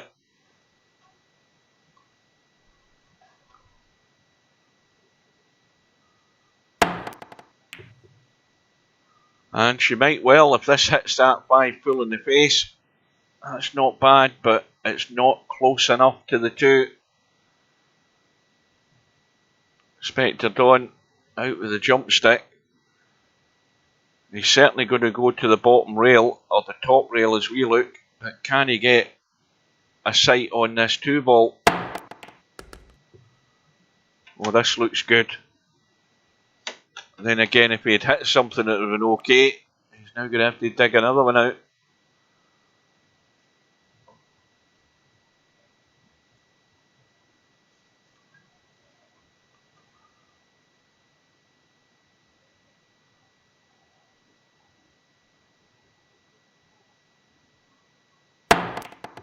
Oh, that's a good shot. Excellent jump. It's still so difficult playing the jump that the cue ball doesn't, or the object ball doesn't jump off the table at that such a close distance. And, well, that should get Spectre Dawn the reward.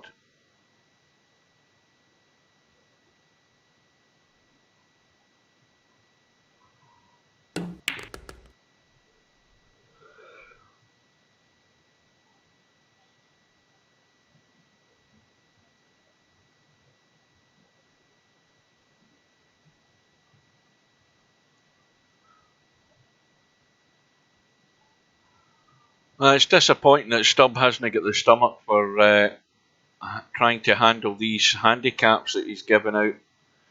Spectre Dawn, obviously, I mean, 1 week he's had a bad week. He had a bad week last week where the handicap didn't do him any favours, and the players took advantage of it. But this is pretty much as you were from a fortnight ago, where he's been on form all night and playing at the level that you have to play when you've got a rating at 2,300. You shouldn't be missing many shots. You should always be keeping that cue ball in play for that next ball, and if you do that, it doesn't matter what handicap you're given, the other guy's not going to be getting much. And that's how a proper sort of pro level player should be playing. So we are all square, and what, 2 or 3 balls in the break there, I think. All of them went into the middle pockets, and all of them in sequence. We've lost the 6, the 7 and the 8, and Spectre Dawn on the 1, and he should be 2-1 up within about 90 seconds.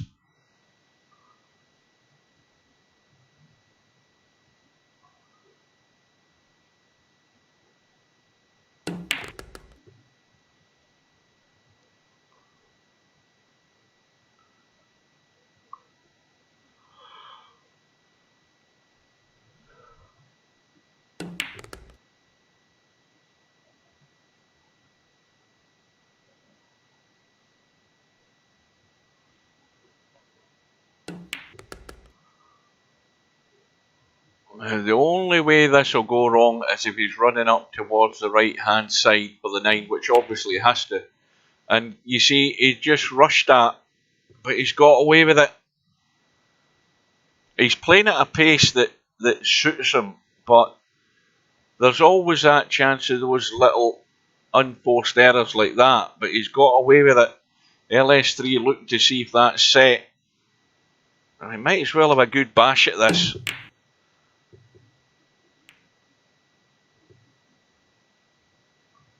Well, the chance is probably gone now, but Spectre Dawn got out of jail there. But that just needed another 2 or 3 seconds to steady himself up for that shot. But no harm done, he's got away with it. Got that little bit of running, left nothing on. And LS3, unfortunately for her, didn't get any luck on the kick. So 2-1.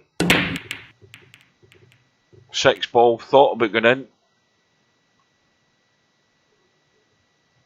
And the break is dry. But once again, look at these balls. I mean, whoever gets that first ball should be running out.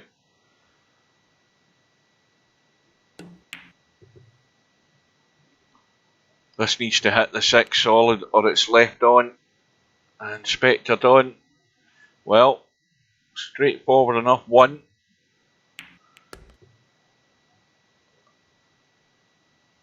And it should be another rack to Spectre Dawn.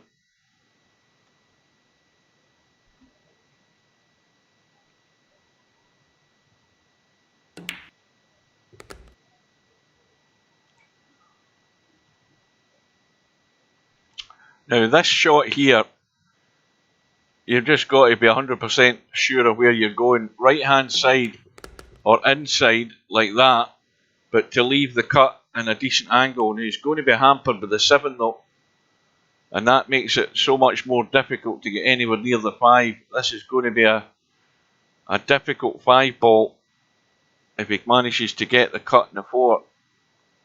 And this is where LS3 needs to get ready to pounce, because this is not by no means a gimme, and that 5 ball is not easy. It was always going to be from distance.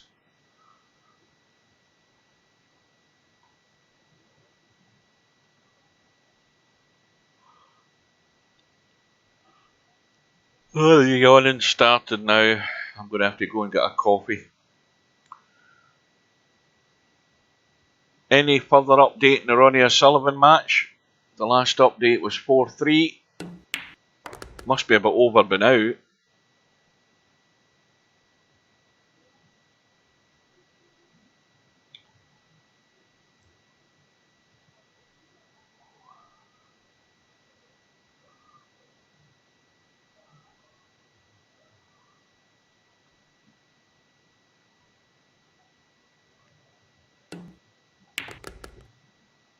That looks...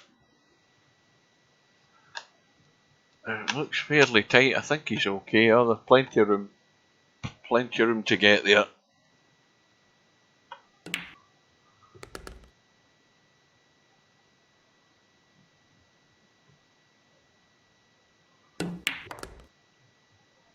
Now you see that shot there, that is a perfect example of half a Q-tip below the cue ball and a firm stun.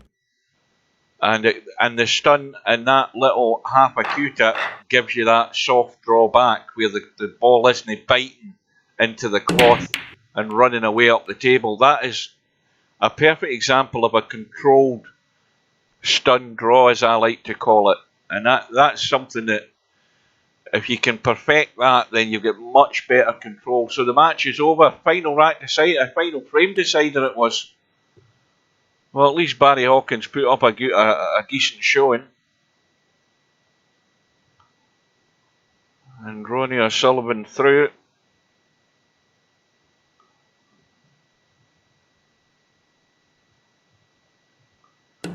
So Spectre Dawn 3-1 in front.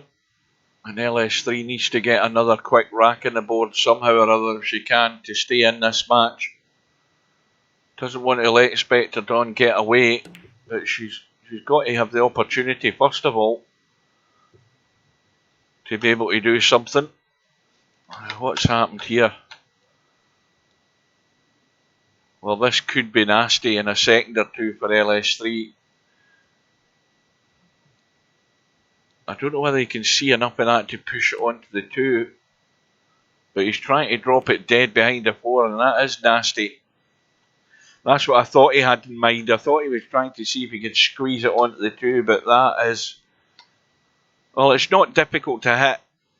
Good bit of spin on it. You should be able to kick it. It's a good target. It's quite a big target. I don't know why she's trying to jump it. You can easily spin it off the rail there. You try to maybe do it 2 rails to kick it in. But that may well be able to thin cut and clip the 2 and bring it into play. Oh, where's the cue ball going? He's okay, but he's going to be hooked.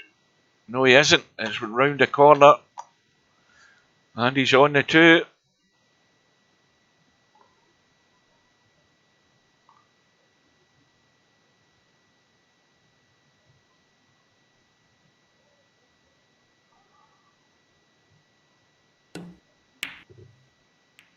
That might be a good idea. for any future tournaments if anybody wants to come in as a co-commentator and do it in shifts, because it is asking a lot for folk to stay for the full duration, 3 or 4 hours. But like I say, after tonight, Friday night 9-ball might be few and far between. Probably until my next week off, which will be during the World Snooker Championships in April, or it should be. And then the other problem is when the clocks go forward and Tin doesn't change the start time to keep it at 7 o'clock, then I'll do very few. If I do them, it'll be back to the way I have been doing them, where I'll do the start of it, but I won't get to the end of it because it runs too late. It runs well past my bedtime. Fortunately, this week I'm off. Don't go back to Monday, so it doesn't matter what time and how tired I am, I can go to bed and lie in tomorrow. Oh, that's ended up nasty again for LS3. Well, she needs a break one way or another. Needs to get lucky here. That might be lucky. Oh, I thought it was going to squeeze past the 7.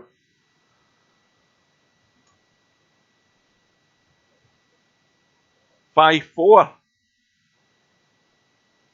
5-4 to O'Sullivan then, so it's wasn't a result. 6-5, right. I'll still not see the end of it.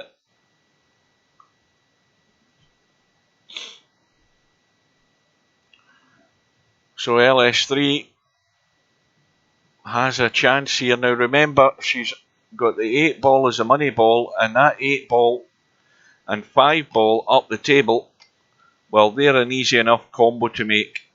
So it's all about getting on the 4. Oh dear, what's she done here? That is unfortunate. But she can get the 4 though. And as long as she can get... She doesn't want to finish on that rail, this rail here, this side where we are. She wants to be out into the table. You don't want to be playing that shot from here. You want to be somewhere here like that or there like that to make the combo. It makes it a lot easier to read where you have to hit it. The problem is that bloody 9 ball. That's the problem. Even though it's in the middle of the table, it just annoys you where it is, considering where you want to try and get the cue ball. And she's going to run into the 9. That's an excellent shot, because that's the only way to guarantee to get a good position on this 5-8 combo. And that's worked out perfect.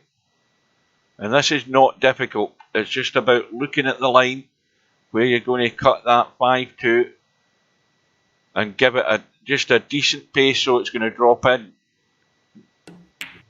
And that will do. And she's back to within 1. So that was a good outcome there. That little kiss on the 9.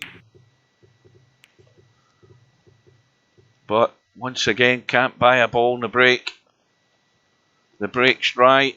And what's more, the worst outcome, Spectre Dawn has got a shot. Now he's had a wee look at that too, and I think it goes. I think there's room. Let's have a quick look. Yes, it just goes past the 4. It will certainly go in off the jaw anyway. But he's had to slam it to get the angle to stun that cue ball out into the table. And so LS3 has another chance, and she can drop the 2 in and she can still hold for the 3.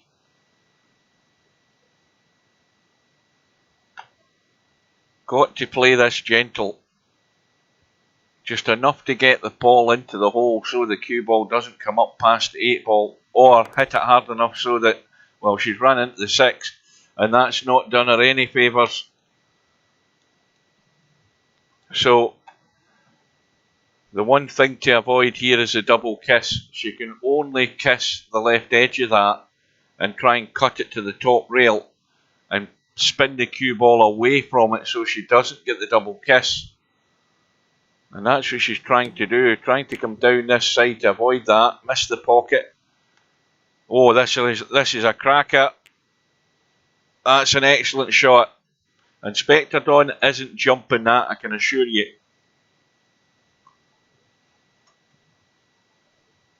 That's what I'm talking about, getting it safe. So there's a little bit of running. That is dead behind the 6. And Spectre Dawn, well, he's got a wee bit of pressure. He's 3-2 in front. Is he looking to try and tie something up? Probably be better doing that.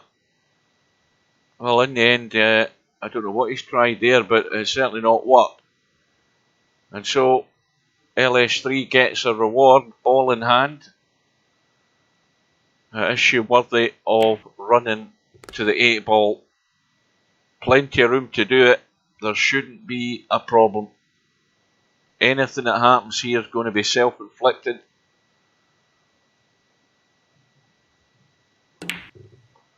Like that. And that's the type of errors you cannot make against players of the standard of Spectre Dawn, because you know fine well you're not going to get that other chance. You're not going to get multiple chances in racks. You simply have to take them when you get them. And that one has been given away there. Got to slow down, take that wee bit more time, get yourself set. There's a 30-second shot clock and a 15-second extension in this tournament. Got to use it when you need it. And that's nearly gone wrong.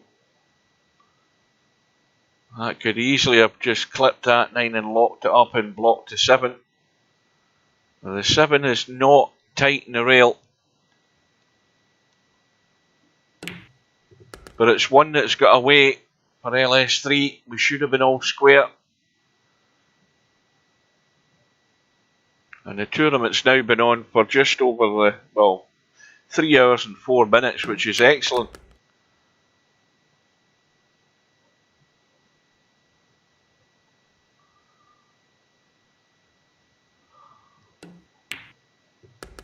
And it's now 4-2, 2-rack gap, favour of Spectre Dawn.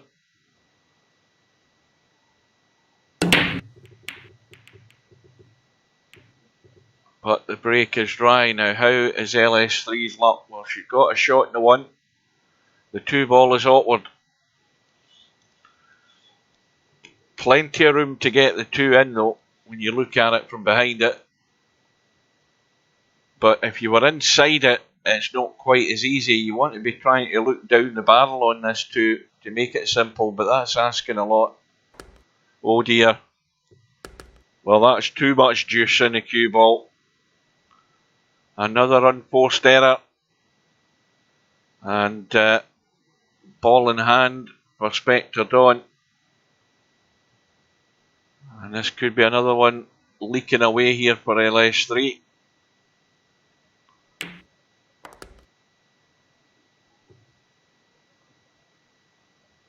What ball's that up there? Is that the 7? Yeah.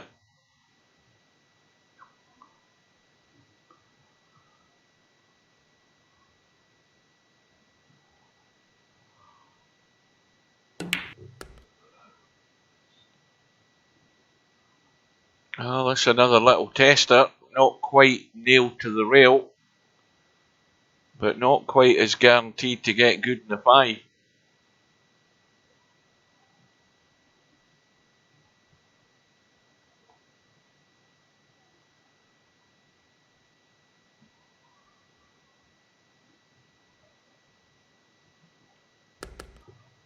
Oh, that's going to work out nice.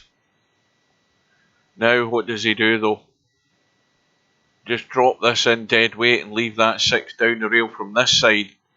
It's never is never a great one to play, and he's doing the right thing trying to get the bottom side of it, because you don't want to be trying to hug that 6 to the rail down past the middle pocket.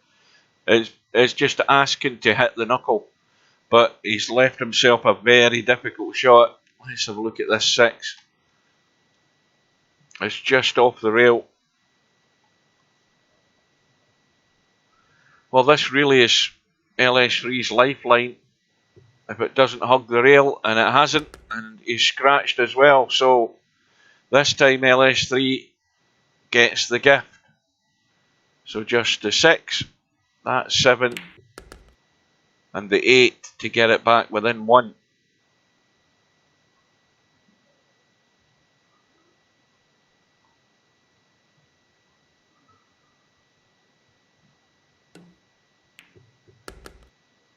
Well, look on the bright side, LS3, at least you get more racks than what you got in that first match, making it a lot more competitive. But already having made a mistake that she should have won one of those racks, she should be in the lead now. So back to 4-3.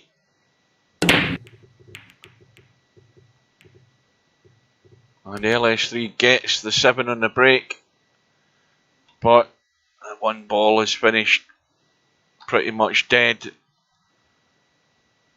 Got to get good cover though.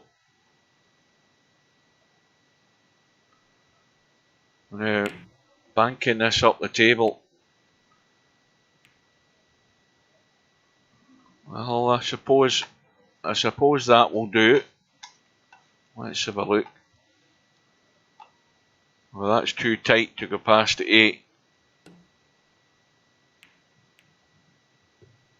But now, in trouble again. Easy kick though. But how's the luck? Now, if she kicks this from the bottom rail, she could skim off the 1 and scratch. Well, she missed it completely. So, ball in hand. Well, she hit it, but no ball hit a rail after it. So, Spectre Dawn looking to open that gap again. Just a wee bit short on the 2. Just slightly the wrong side of where you would ideally want to be. But shouldn't be a problem getting the 3 into the left middle. Well, I'm looking hard for problems here and I don't see any.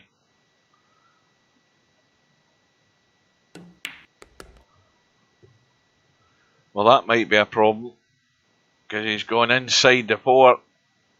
And the other problem is avoiding the 8 and 9 to get back up the table for the 5. So, get ready with your shooting boots on, LS3. You might have a chance here.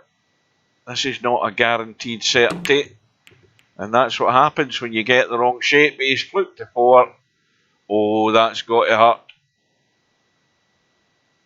That's the one thing that annoys you. You just get that glimmer of daylight there, thinking you've got a chance, a possibility from that positional error by Spectre Dawn. He goes and flukes it.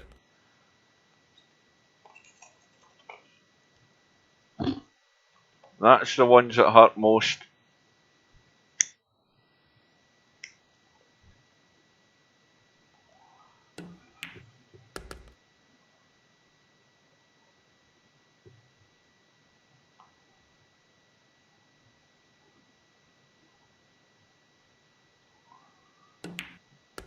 So Spectre Dawn does open up the gap.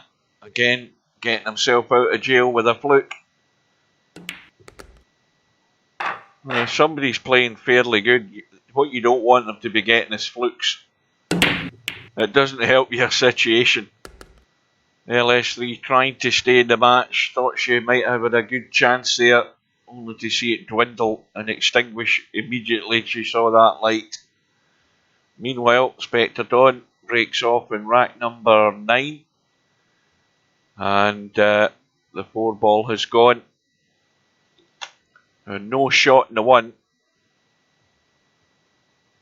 Other than an ambitious combo, which she has played, but relying on luck and having another shot in the 1. Now,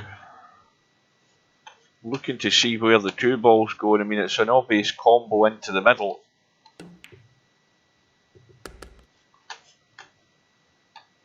And again, he's inside the 2. So it's one of these blind pocket cuts. 3 ball hanging over the pocket. He's got to probably, if he can get a clean run, but then that's what I'm thinking. He has to dig down to avoid running into the corner pocket.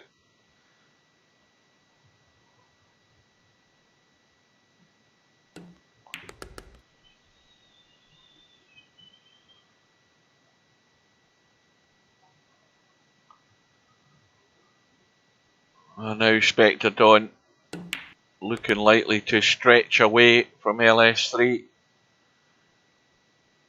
Now, she hadn't blown that chance earlier in the match where she was a guaranteed certainty to have won the rack. It could have been a whole different ball game. But now she's going to be trailing by 3.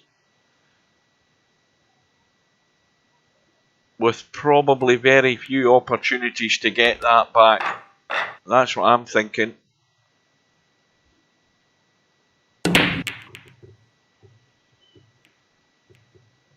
And the only saving grace there is that Spectre Dawn isn't getting a ball in the break. LS3's on the 1.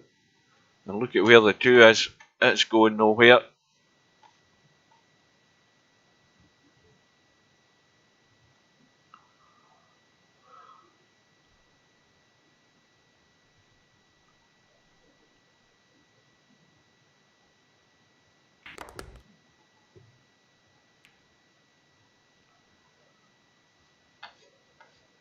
Well, she played that with inside to check the cue ball up, but it's killed it stone dead. Now needs a bit of luck here again.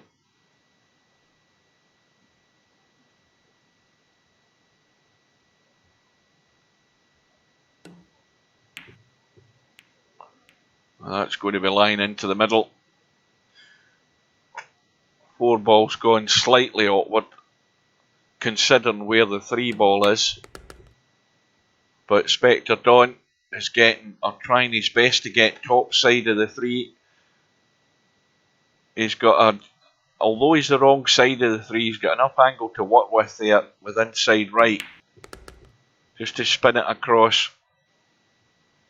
And now he's in prime position to drop onto the 5. And should be out again.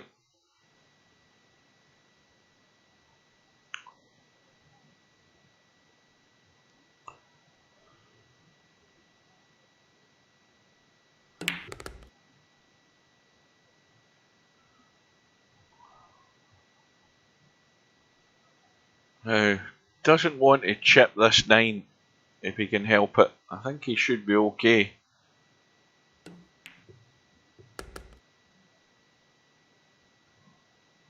Well, now the cue ball's definitely going to be running.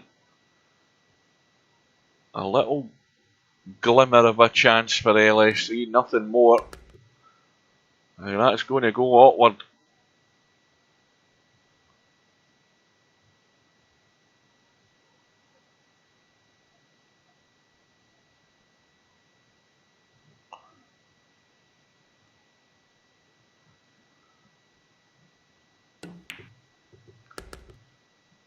But no doubt, in it goes.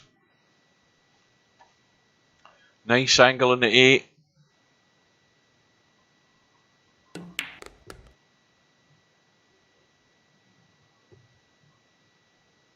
And now it's a tough ask for LS3. But as I say, it's all down to whether she gets a chance. And if she ain't getting a chance, there's absolutely nothing she can do.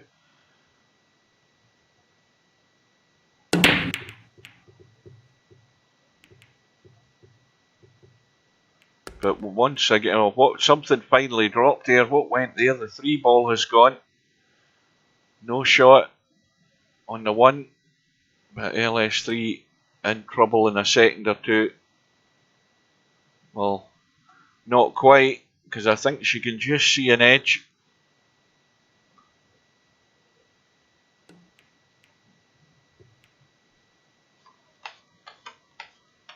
And that's got Spectre Dawn in trouble. But again, even if he doesn't hit it, he's not doing any damage because LS3 can't do anything. So he might as well just play a deliberate foul, because all he's going to do is improve the situation. If he does hit the one, he'd be better off not attempting it at all, just leaving it as it is. Well, he's fouled. LS3's got ball in hand. Again, with not a lot of options. Trying to tuck behind the 8 ball here.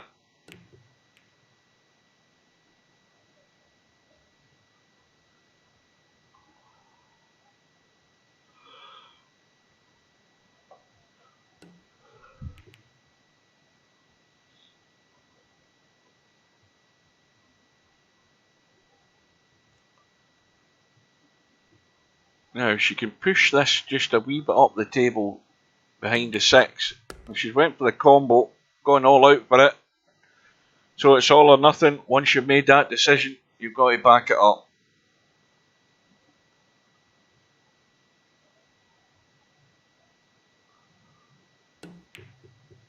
And she's hung the one. Yeah, I thought she would have been better playing for the little hook behind the 6. And having made that decision, hanging the 1 has given Spectre Dawn the chance to get to the hill. Not guaranteed though, because again the 5 ball is awkward with the 9 being there. Gives you less room to work with.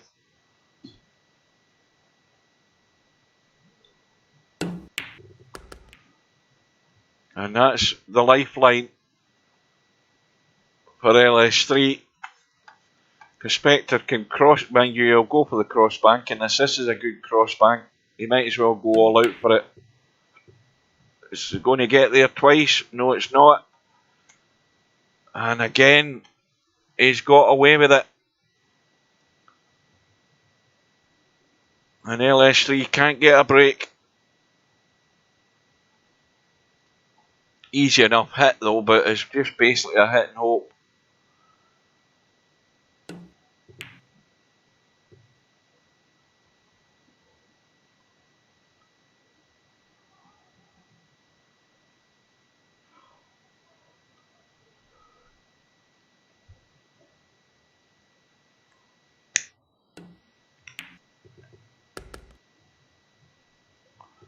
Five wipes his feet. So it's all about getting from the 7 to the 8. Plenty of room to get there though. Plenty of room to manoeuvre. So as long as he leaves an angle somewhere out in the table, well, he's going to end up dead straight. So now, big deep draw past the middle pocket. Well, he's erred on the safety. If you overhit it, you're always going to give yourself a good sight in the 8.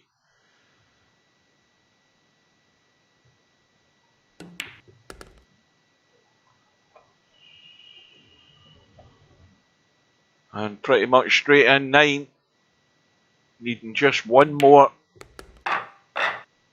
for his second Friday night tournament out of 3. Out of the last 3, that is.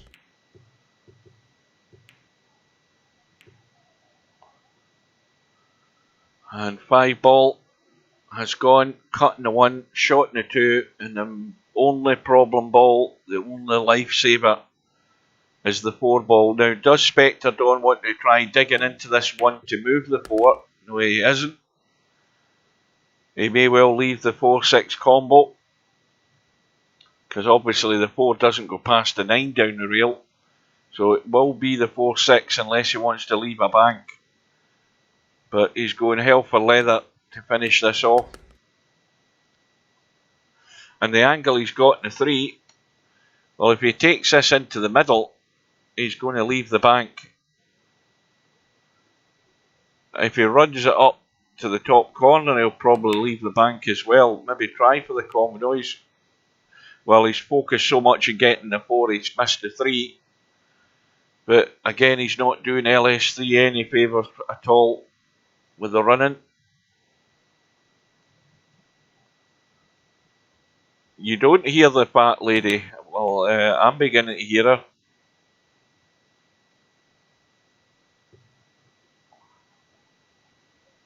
I can hear her gargling in the other room.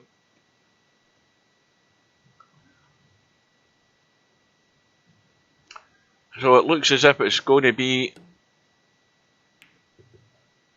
a 6-ball match, if that's the way it's going to end up, with a 4-6 combo. Whoever gets that far should win the rack.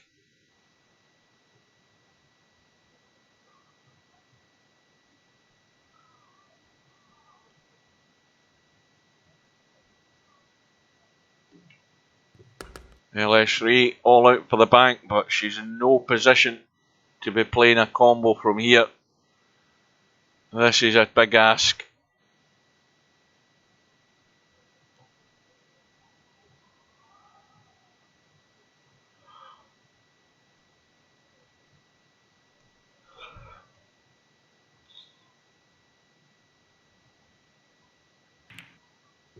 Yeah, it was always going to run away, but she's left it safe.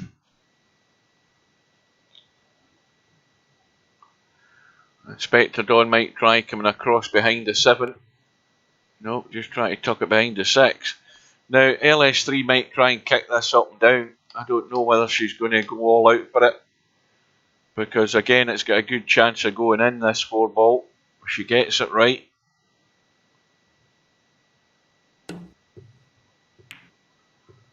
How's the luck? Not too bad. It's not behind the point, but Spectre Dawn lining this 9-ball up, I think. Or is he in the point? No, I think he's okay. Aye, he's okay, he can get to it, but not risking the combo. Leaving it all up to LS3 to produce the goods.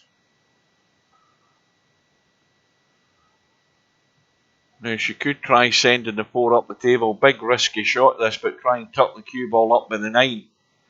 It's not an easy shot to play and get right. You get it wrong, you're probably leaving it on. She's gone all out for the bank, and it goes.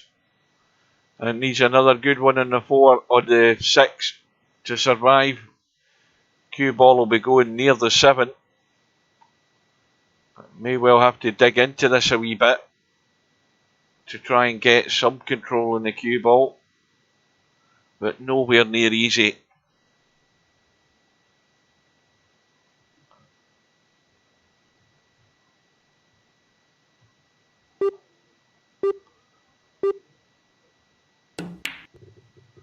Yeah, so difficult in a blind pocket. Spectre Dawn might just check this up to come up the middle of the table, take the 7 into the opposite corner. And it should be game, set and match, as they say in Wimbledon. Or any tennis court for that matter. So down the left side for the 8-ball. Oh, where's the cue ball? Oh, there you go. Would you believe it? Strange things happen in a pool table. And LS3 with a gift of an 8-ball to survive another rack. That might change the... It might turn the match completely. You never know. As long as Spectre Dawn needs 1 rack, you're still in it. The luck might totally change. Although having said that, she's not got much luck after having the ball in the break. But a good opportunity for a safety here. Or is it all out for the combo? Yes, it is.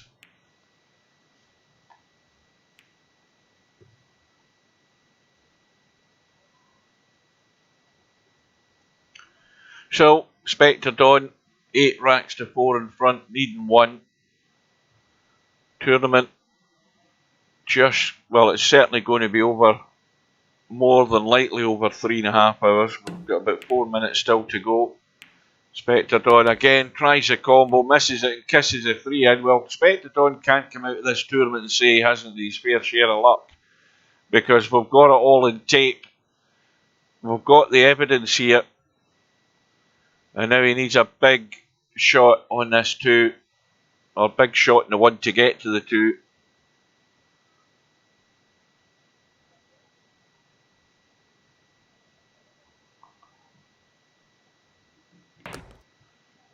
Now, where's the cue ball ended up? I think he's going to be hooked. And it's going to be tight. And LS3 might live again.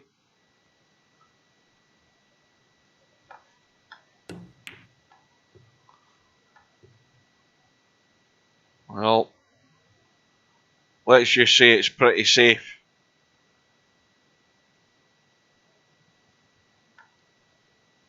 This has got to be hit firm to get the cue ball into play if it's going to cut in the middle.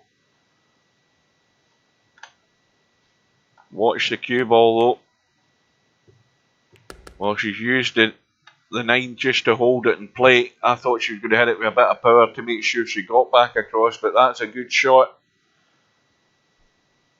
And now the 5, the 6, the 7 and the 8, and it doesn't look difficult, does it?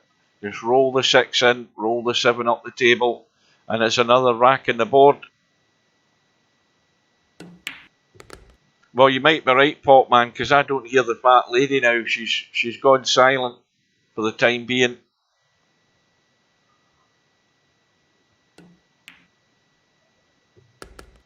And it's another one back for LS3.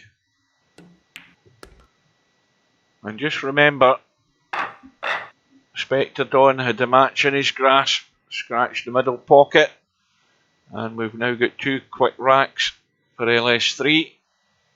And that's a sort of dead one, nothing much moved there a great deal. Oh, has that 4 ball come to the rescue there? I think it has. I think Spectre Dawn is maybe looking at just cutting this 1 towards the 8, because he's got enough there to do that and try and just chip the 8 in, and he certainly can't get the 1 clean to go straight into the pocket. He might just be trying to hide the cue ball though. Yeah, he's doing the right thing, leaving it awkward.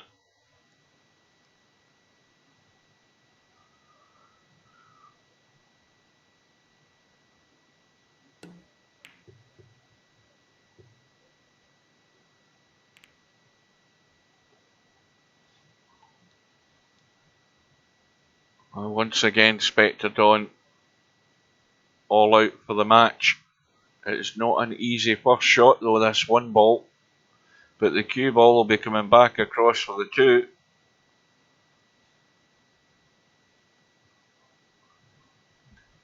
Cue ball might come in between the 2 and the 4.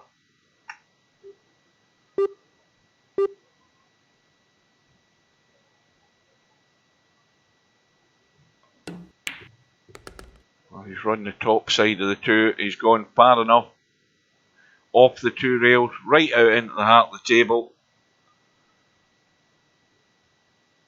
Now, is Spectre Dawn going to complete the job this time? Oh, he's not. He's scratched again. And, well, he's got his fair share of bad luck there. He's scratched twice. And once again, LS3 has ball in hand. And the 8 ball is near the corner pocket. So, this is where you take your time. You get everything clear in your head about what you're doing. I don't like this up the table though. I would rather take the 3 into the nearest corner pocket than up the table.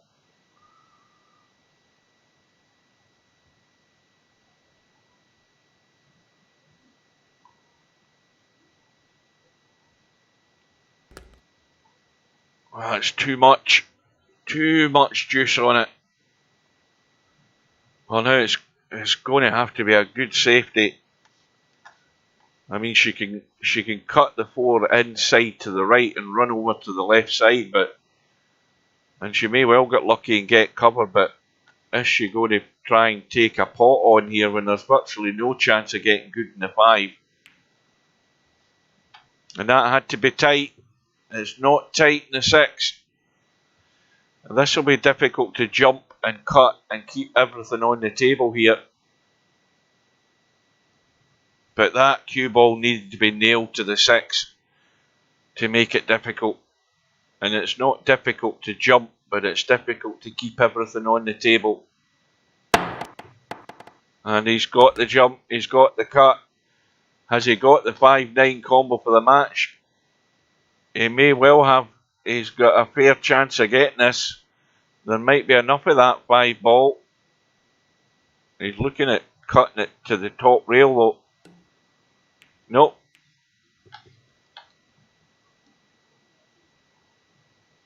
Well, this might be all or nothing. It might be last chance saloon here on this 5 ball for LS3.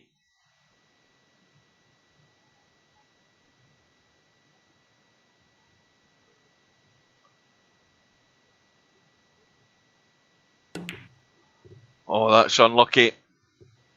There's always a danger cutting them down the rail to catch that knuckle. It's caught the knuckle, and surely this time Spectre Dawn won't make any more errors. So we have gone past the 3.5 hours, not much more than that though. Now, into the middle and up the table and down. And the further up he goes, the simpler it is. And he should be home and dry. Fat lady's singing now.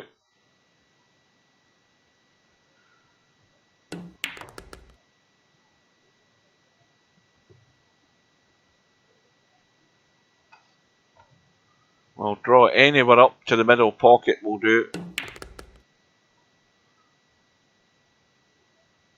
And so Spectre Dawn is a good comeback from last week. He said his fair share of running. He won't. He shouldn't deny that. But he's got the job done again. It's 9-5 the final result between Spectre Dawn and LS3.